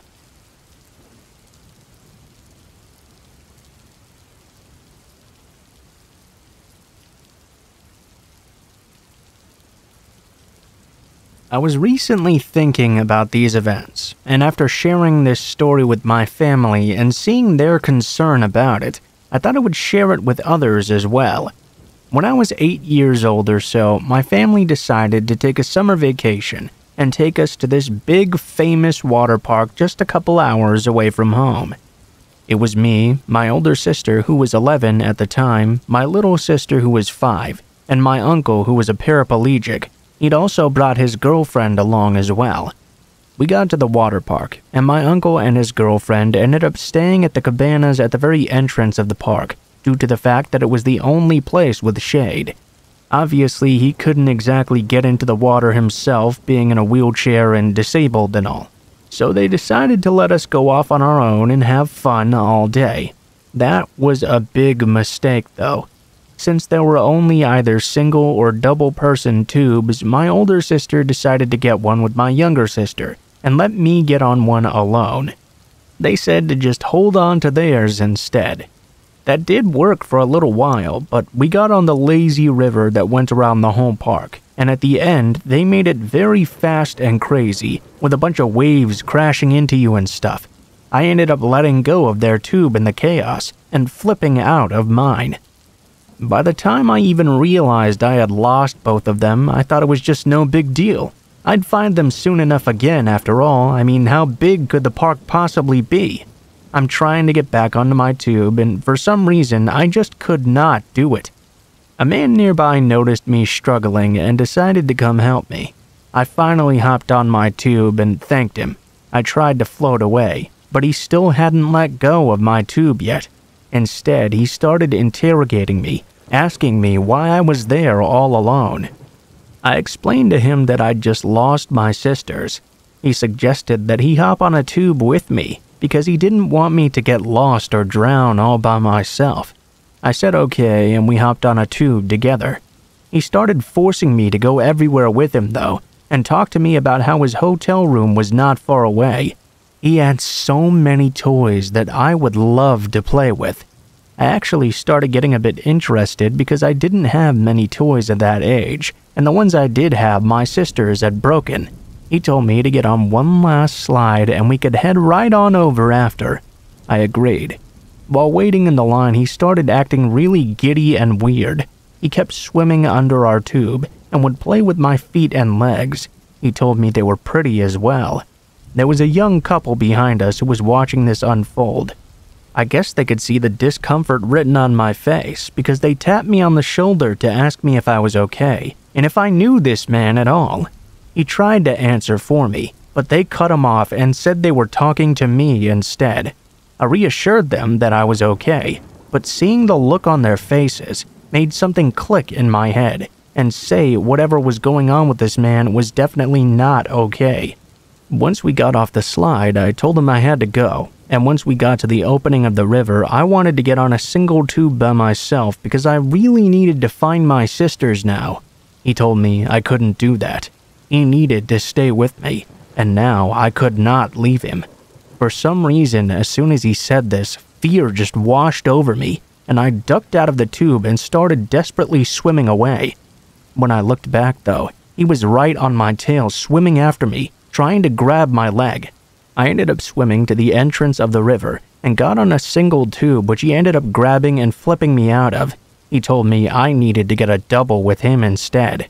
I obviously did not feel safe anymore, so I ended up running out and running to my uncle and his girlfriend. I didn't tell them what happened though, just that I'd gotten tired of being in the water. After sitting there for a while with them, I saw no further signs of the man. Thankfully, my sisters made it back to the cabana safe and sound, and we all left together.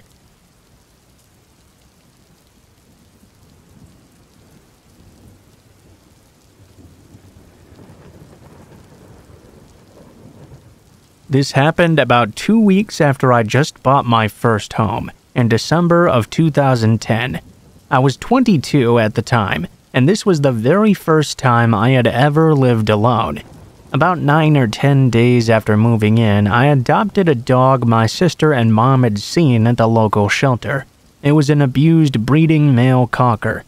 Matted hair all the way down his spine and everywhere else, 12 pounds underweight and extremely wormy.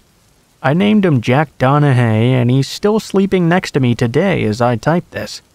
Now, the house I bought was not in the best neighborhood, but it backed up to an elementary school's playground, and cameras faced my backyard. It was a day or two before Christmas, so my office was closed and I was at home. The way my home was set up, to the right of the fridge was a window looking out to my front porch, with my front door at a 90-degree from that window. This is also where my kitchen table was. This meant that if you were in the middle of the kitchen and looked left, there was a second living room and side door with a half window. It was the only window I had not installed blinds on yet. You couldn't see the kitchen table from the side door. So, I'm just sitting there at the table looking through my mail or something, when I see a shadow pass over the papers in front of me. The blinds were closed, but if you were on my front porch, you were so close to the window your body would create a shadow. I didn't know why, but suddenly I just felt really uneasy. I knew no one should be there right now. I dropped off my stool to the ground and kind of peeked through the crack in the blinds. I could see there were two men I had never seen before on my front porch. One was really huge, wearing a white shirt and jeans, but I never saw his face because he was facing my front door. The other was wearing a red baseball cap and a really baggy red shirt. Honestly, at first, it seemed like they may have a legit reason to be there. I'd already had one guy before come over looking for his dog. Then, though, I heard the big one whisper, "Fucking go around, man." The red shirt guy walked away, and I lost sight of him in that moment. I leaned to my left and saw him come up to my side door. Alright, this was getting scary for me now. Suddenly, they both started attacking the two doors at the same time, pounding so hard that my tiny little house was shaking to the foundation. At that point, my sweet little underweight cocker spaniel that I hadn't even had for a week yet lost his ever-loving mind. He started baring his teeth and ran directly at the side door because he could see the guy through the window. Just the loudest barking I've ever heard from him to date. I could hear the red shirt guy yell out, "Holy shit, she got a fucking dog!" He tore off running, the big man following close behind. I was extremely grateful to Jack. If he hadn't been there, those guys would have definitely made it in. It was a tiny old little house built in '55, and it still had single-pane windows as well. I filed a report with the police, but never heard anything back regarding those men. I guess that was okay though, because to my knowledge they never even attempted to come back. I moved away 5 years later. Jack definitely saved me from something real bad that day, and he's been treated like a prince ever since. Honestly, he's the gentlest dog anyone's ever met. Even bucks the traditional Cocker Spaniel's not liking children idea, but I think he knew I was his person from day one, and nobody was gonna mess with his human.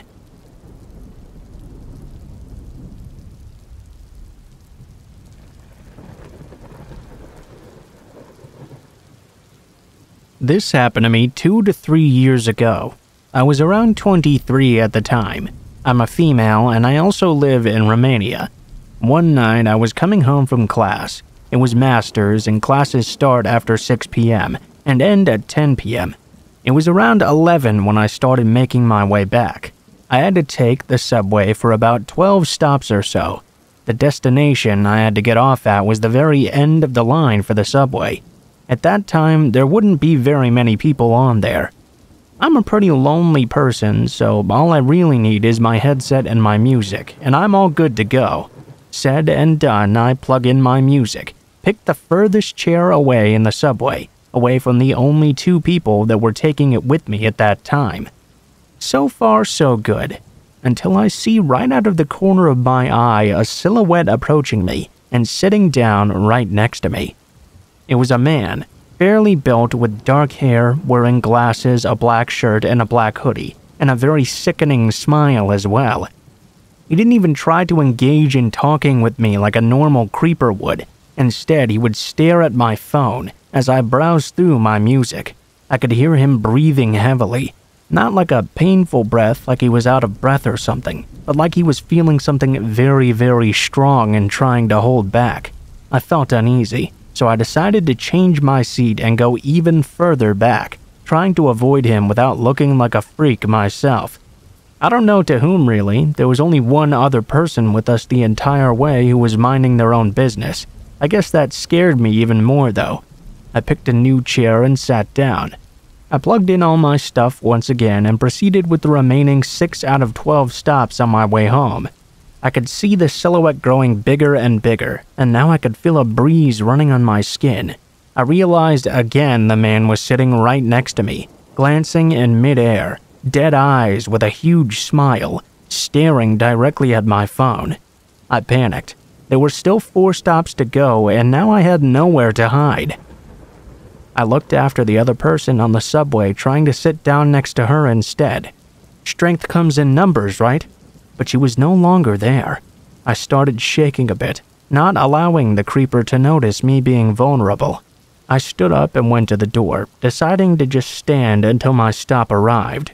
This way, he at least wouldn't be able to sit next to me, right? Wrong. He came straight after me, following me, and sat down on the chair right across from the door.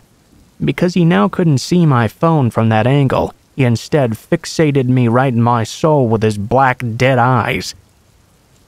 Hey there, gorgeous. Why are you avoiding me? I was freaking out now as I looked at my phone, trying to call my boyfriend or message anybody. He stopped me though. I know no one will help you. You would have sent an SOS message by now if they would, and I know you didn't. In that moment, I realized I was now cornered. He had been focusing on my phone to see who I was talking to, trying to figure out if I was panicking, trying to see if I would ask someone for help. He had cornered me bad. I had the luck to reach my stop as I delayed any reaction and ignored him, so he had begun to repeat whatever he wanted to say. As soon as he started this, I dropped off and sprinted for the exit, not even looking back a single time. I got out at the surface and could not see him around anymore. At this point, I put my phone in my purse and realized I'd had my pepper spray with me all along. My heartbeat returned to normal, as I knew now at least I'd have something to defend myself with. Still though, it was an extremely long way to get home now, and who knew if he was alone or not. I walked rather fast for maybe 5 minutes from the metro when I felt a hand grabbing my wrist and pulling me back. Another hand covered my mouth, disabling me from screaming my lungs out. It was him, the same black hoodie, dark hair, and dead-eyes stalker. He was now furious. Running from me? How dare you run away from me? You should be honored I gave you my attention. I'm fairly well built for a woman, 80 kilograms and 1.75 meters tall, so I guess he thought men wouldn't find me beautiful or something, and I should feel blessed by a creep like him stalking me and trying to hurt me. Now, my phone was away in my bag. I couldn't call for the police. I couldn't reach for my pepper spray. I'm panicking. I can't punch him in the crotch, I can't scratch him as I don't have long nails, and his hand is now on my mouth. What do I do in this situation? I did the most desperate and disgusting thing I could think of just to save my life in that moment. I played along. I used my other hand to touch the inside of his thigh, and mumbled an "I'm sorry" while his hand was on my mouth. He took his hand off, and I repeated that I was sorry. I didn't realize he was just flirting. He let his guard down and took his hand off my wrist. He asked me for my phone number and address to drop me off, but I refused, saying I'd rather add him on Facebook instead. He agreed. I told him. I reached for my phone, but instead I grabbed the pepper spray and sprayed him directly in his face with the full amount. I made sure to well cover both his eyes, nose, and mouth, even his ears and hands. He instantly got all red, suffocating from the pepper and swelling up. I called the police and told them what happened, and what I did as well. They asked me if the man was immobilized. I said yes, as the effect would only wear off in 45 minutes. The police arrived 5 minutes later to see me shaking like a leaf, and the man writhing on the ground swollen like a pumpkin, throwing up and swearing at me between gasps of breath. He was then arrested. The police told me they had been looking for him for the past week, as they discovered the body of a 24-year-old woman in his apartment, a fairly well-built lady as well, 1.77 meters tall, 75 kilograms, and red hair. I have red hair too. The woman was his girlfriend, and ever since he had not gone back to the apartment. I don't know what he wanted to do with me. I can understand why he targeted me due to the similarities, but I really don't understand why he wanted to hurt me as well.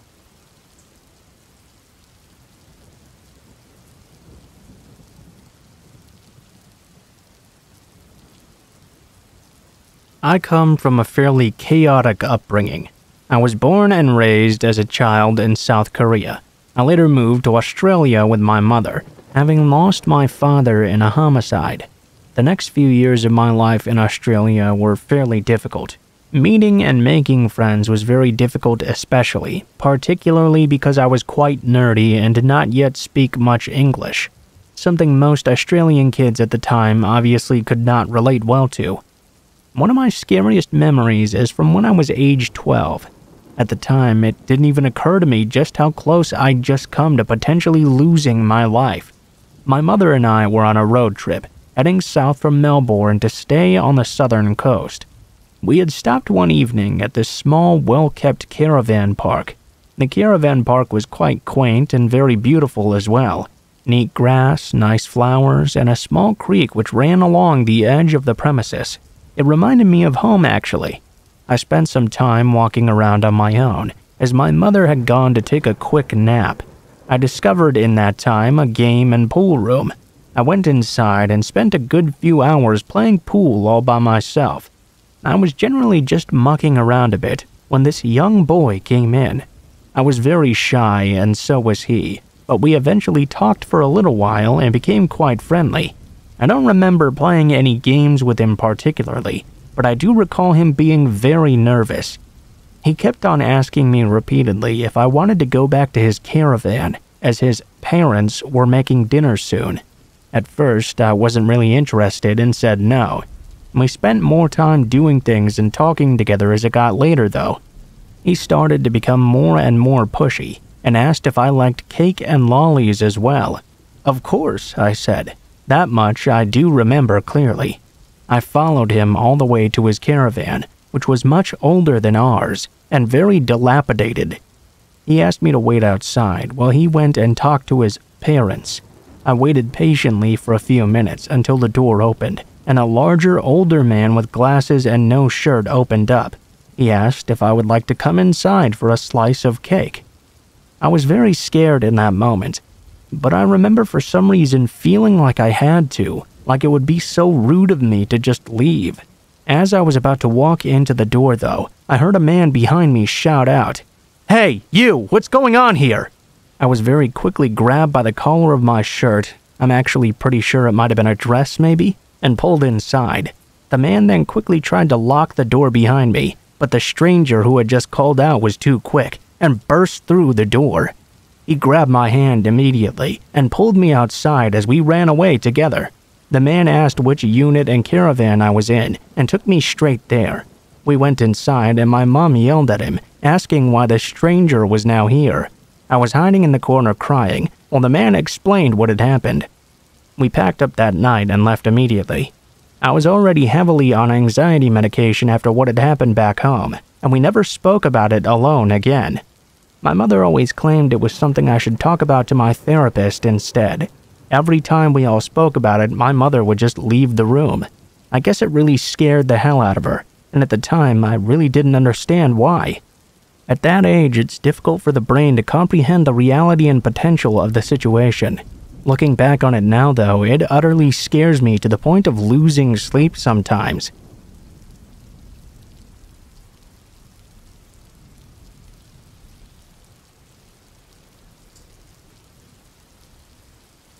When I was 16, some friends and I went to an outdoor concert festival thing.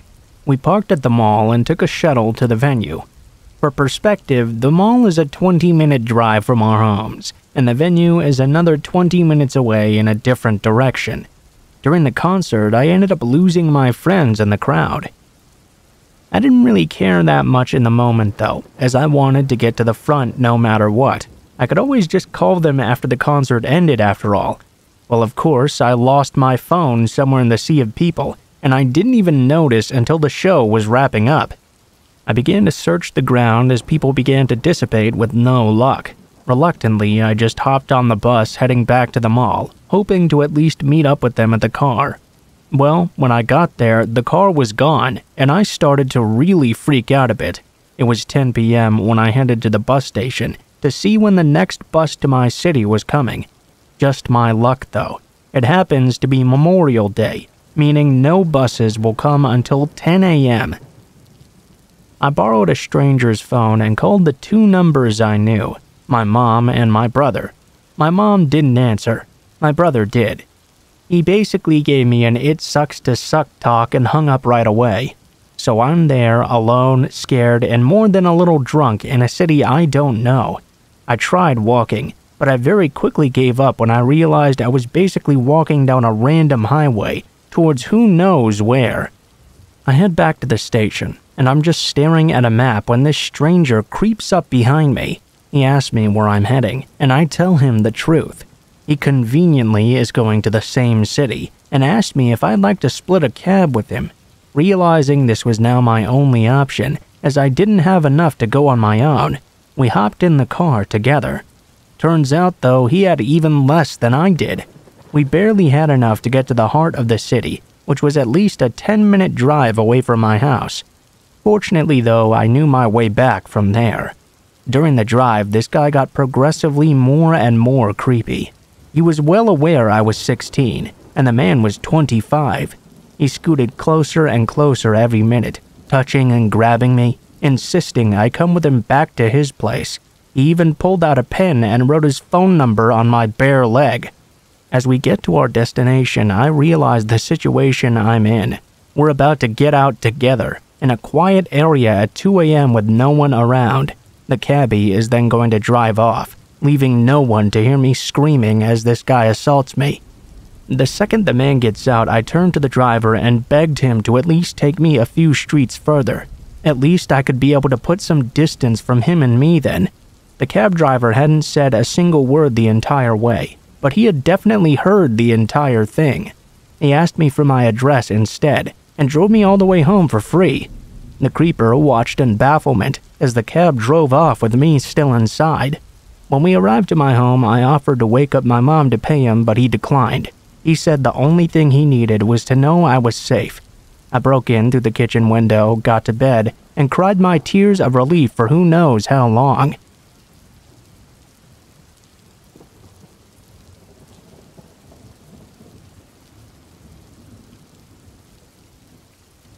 This happened a couple of years ago, but I finally feel like I'm ready to talk about it. In 2016, I had just turned 18 years old and was in my second semester of community college. I was lucky to get to take a few specialized classes that were requirements from my major. These classes required me to drive about 45 minutes every Monday, Wednesday, and Friday to the main campus of my community college system. That's relevant because I was going to a town I did not know very well, and I also didn't know anyone who lived there either. There was this man in my class named Eddie. He was a big guy in his late 40s or so. I'm all of 5'0", and at the time I was about 130 pounds. That is to say, I was pretty small and defenseless. We spent a lot of time in the lab for these classes, and he was always stationed right across from me. I was a bit more naive and unsuspecting at that time, and wanted to be nice. I talked with him and my other classmates quite a bit, and was a lot friendlier to him than I would be nowadays. He started being overly friendly to me, and would stand too close or ask too many personal questions. He'd flirt with me in the class as well, to the point it seemed to make other people around uncomfortable to watch. He started to stare at me a lot, with this really intense look that honestly kind of scared me. Of course, being young and not wanting to hurt his feelings, I decided to ignore it as best I could. I told my boyfriend about it, but again, Eddie hadn't actually ever done anything wrong to me, so there wasn't a lot I felt like I could do in return. A few weeks after this all started, all of us were hanging out in a small break room type area, studying for an exam for our next class. It was about 30 minutes away or so. I was sitting at one table chatting with some middle-aged woman in my class, and Eddie was at the next table over messing around with his phone. I announced that I was going to get something from the vending machine and stood up to leave. As I did so, he tried and failed to discreetly turn his phone toward me and snapped a picture of me as I walked away to the machine, got my drink, and bent over to pick it up. I realized what was going on as I was walking back, with him still taking photos of me. I shot him a dirty look. He put his phone away and just sat there staring at me from then on. I was trying my best to look pissed, but honestly I was just really freaked out. Who just takes pictures of people like that? I excused myself from the table and called my boyfriend near tears, telling him about this weirdness. He was angry and said that I needed to tell someone, but I said no because I didn't want to make a scene. He tried his best to comfort me as much as he could, but I had to go to class soon afterwards. Our last class finished at about 9 p.m., and since it was January, it was completely pitch black out when we all walked out to our cars. I was actually in the middle of texting one of my guy friends about what had happened when Eddie walked up to my car, stopped for a moment, looked at me through my windshield, and then slowly kept walking, watching me through my driver's side window the whole time. He was parked nowhere near me, and the wind chill was below zero as well, so he had to have made a point to walk by my car like that. I was terrified. With my hands shaking, I started my car and drove home as fast as I could, calling my boyfriend on the way and crying. After that, I decided finally I needed to talk to my professor about what was going on. I was extremely nervous, but I asked her the next week if I could talk to her privately when the class was over. We went over to her office, and I told her all about Eddie and what he had done, and how he was acting weird toward me.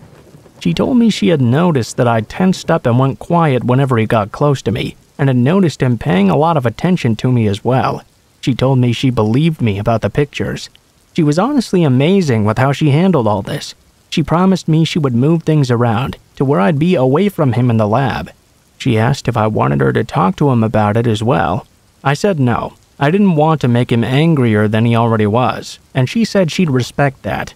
She was going to have the security guard stand at the door though and watch me go to my car every night. She'd tell the program director as well what was going on, but Eddie wouldn't know that I had talked to her.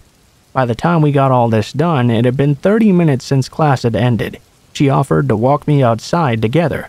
I'm glad that she did, because the moment we came out of the elevator to the first floor, Eddie was sitting there in the foyer all alone. Every single other person had gone home. My blood immediately ran cold, but I tried my best to act as normal as I could. He seemed quite surprised to see our professor there as well, as she was to see him. When she asked him why he was still there after so long, he said he'd noticed my car was still parked out front and wanted to make sure I wouldn't have to walk out by myself. I'm pretty sure I must have been pale as a ghost, but my professor gave him a look I couldn't read and said not to worry. She was walking me to my car, and from now on the security guard would be there every single night. He quickly said that was good and walked away saying good night. It still gives me chills to think about what could have happened if my professor didn't walk me down to my car that night. I have no idea what he was capable of doing. After this, she rearranged our seating and made sure we were never grouped together. I started making sure I walked out to my car at the same time as a few other women in my class as well. The security guard was usually in the foyer by then. We only had a couple months left of this class as well, so there wasn't really much time for any other incidents. I would still catch him staring at me sometimes though, and giving me looks of pure rage. It's been a few years since then. I don't go to that school anymore, and I'm moving to a completely different city soon. I'm a lot more assertive and stronger now, but I still hope I never meet Eddie ever again.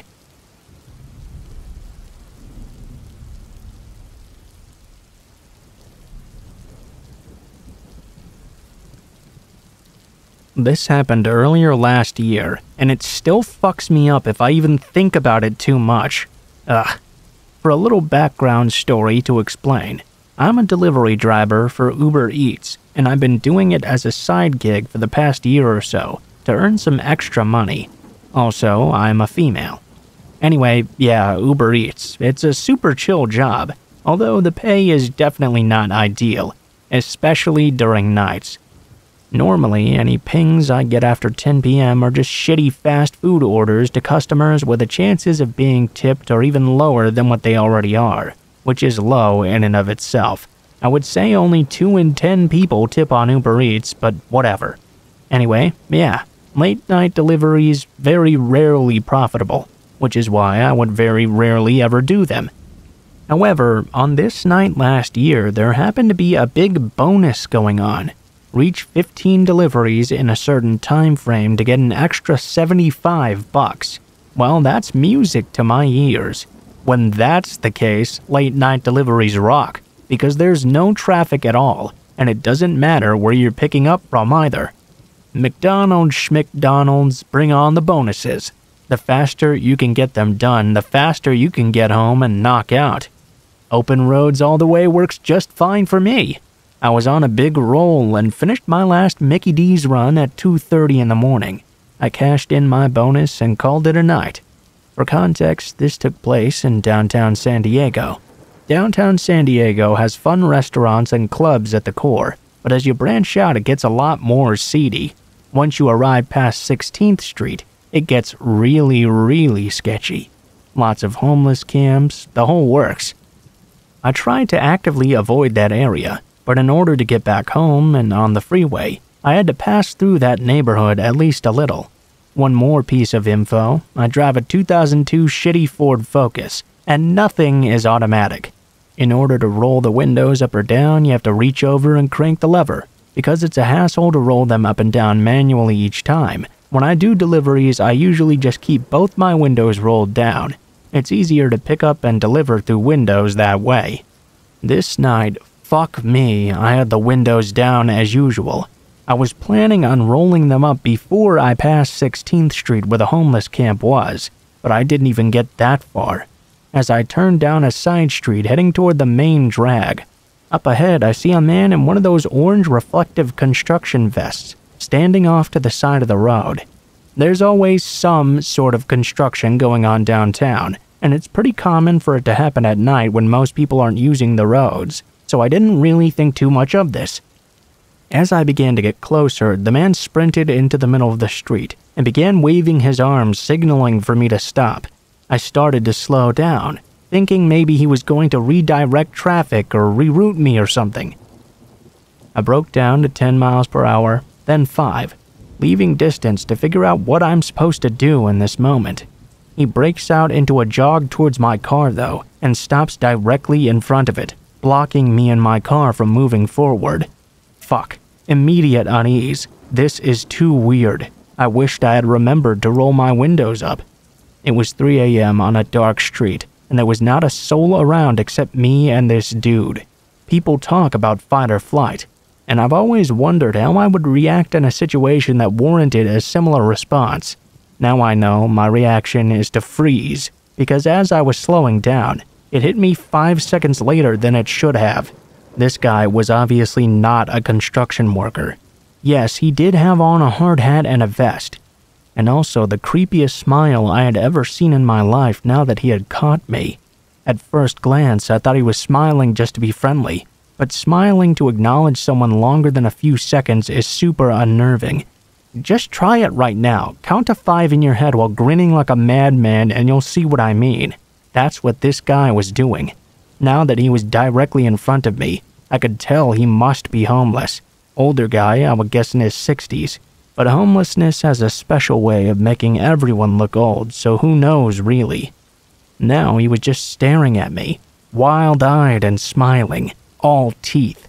His smile and mannerisms, the best way I can describe it is Twisty from American Horror Story. Literally though, I could just tell from looking at him that this guy was having an episode. I obviously should have reversed in that moment, but my brain was panicking and I couldn't think that fast. I was frozen in my car, thinking this would be the moment I would die. The whole time he did not say a single thing. He just stood there leering. All of a sudden, like a movie ninja, he hopped up onto the hood of my car and began slamming his fist down on my hood and windshield.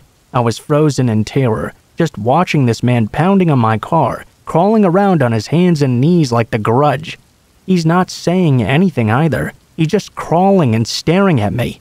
That was the most horrifying part. Somehow he never once broke eye contact during all of this, and never stopped grinning either. The thought of my window still being open made me want to throw up, but at the same time breaking eye contact and moving to roll them up felt a lot scarier. Like if I made any sudden moves or looked away, it would be the perfect time for him to try to come inside the car and strike. Still, he never uttered a single sound. I think it would have been less scary if he had said anything, but he didn't. He just pounded his fists on the car and stared. In all reality, this whole encounter probably lasted 15 seconds, but it felt like I was stuck there for days. I was freaking out, and before I could gain the sense to do anything remotely intelligent, I saw headlights in my rearview mirror coming up from behind me down the street. The man saw this too, and in an instant, he leapt off of my car and broke off in a run behind me, heading straight towards the new car. Jesus Christ, what the hell is this? I floored it and didn't look back until I was halfway home on the freeway. At this point, it was all adrenaline. For a long time after that, I stopped delivering at night altogether. I sure as hell don't go down to that section of downtown anymore. Instead, I just take the longer route home. I also don't drive with the windows down at night if it's an area that's even remotely run down. What I realized from this is how naive I could be to just automatically trust and obey someone just because they have a uniform on. I didn't even question slowing down at first, even though the whole situation was sketchy as fuck. It was actually quite the opposite.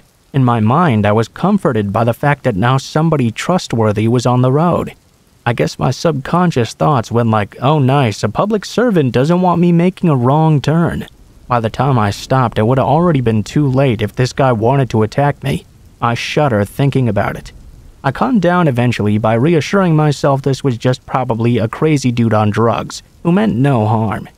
Hopefully that is the case, and for my own peace of mind, I'm going to choose to believe that it is. But what got to me is the fact that this guy was dressed as a road worker, on the road, deliberately behaving at first in a way to lead me to believe he was one. Why else wear that getup? And why were you trying to pull cars over? Just to freak people out? I don't know the answer. and I'm glad I didn't find out what it was he really wanted from me. Fucking yikes.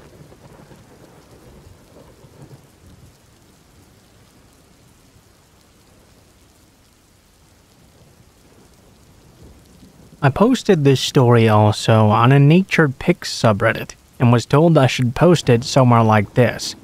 I was camping in the middle of nowhere in Washington, near Mount Rainier.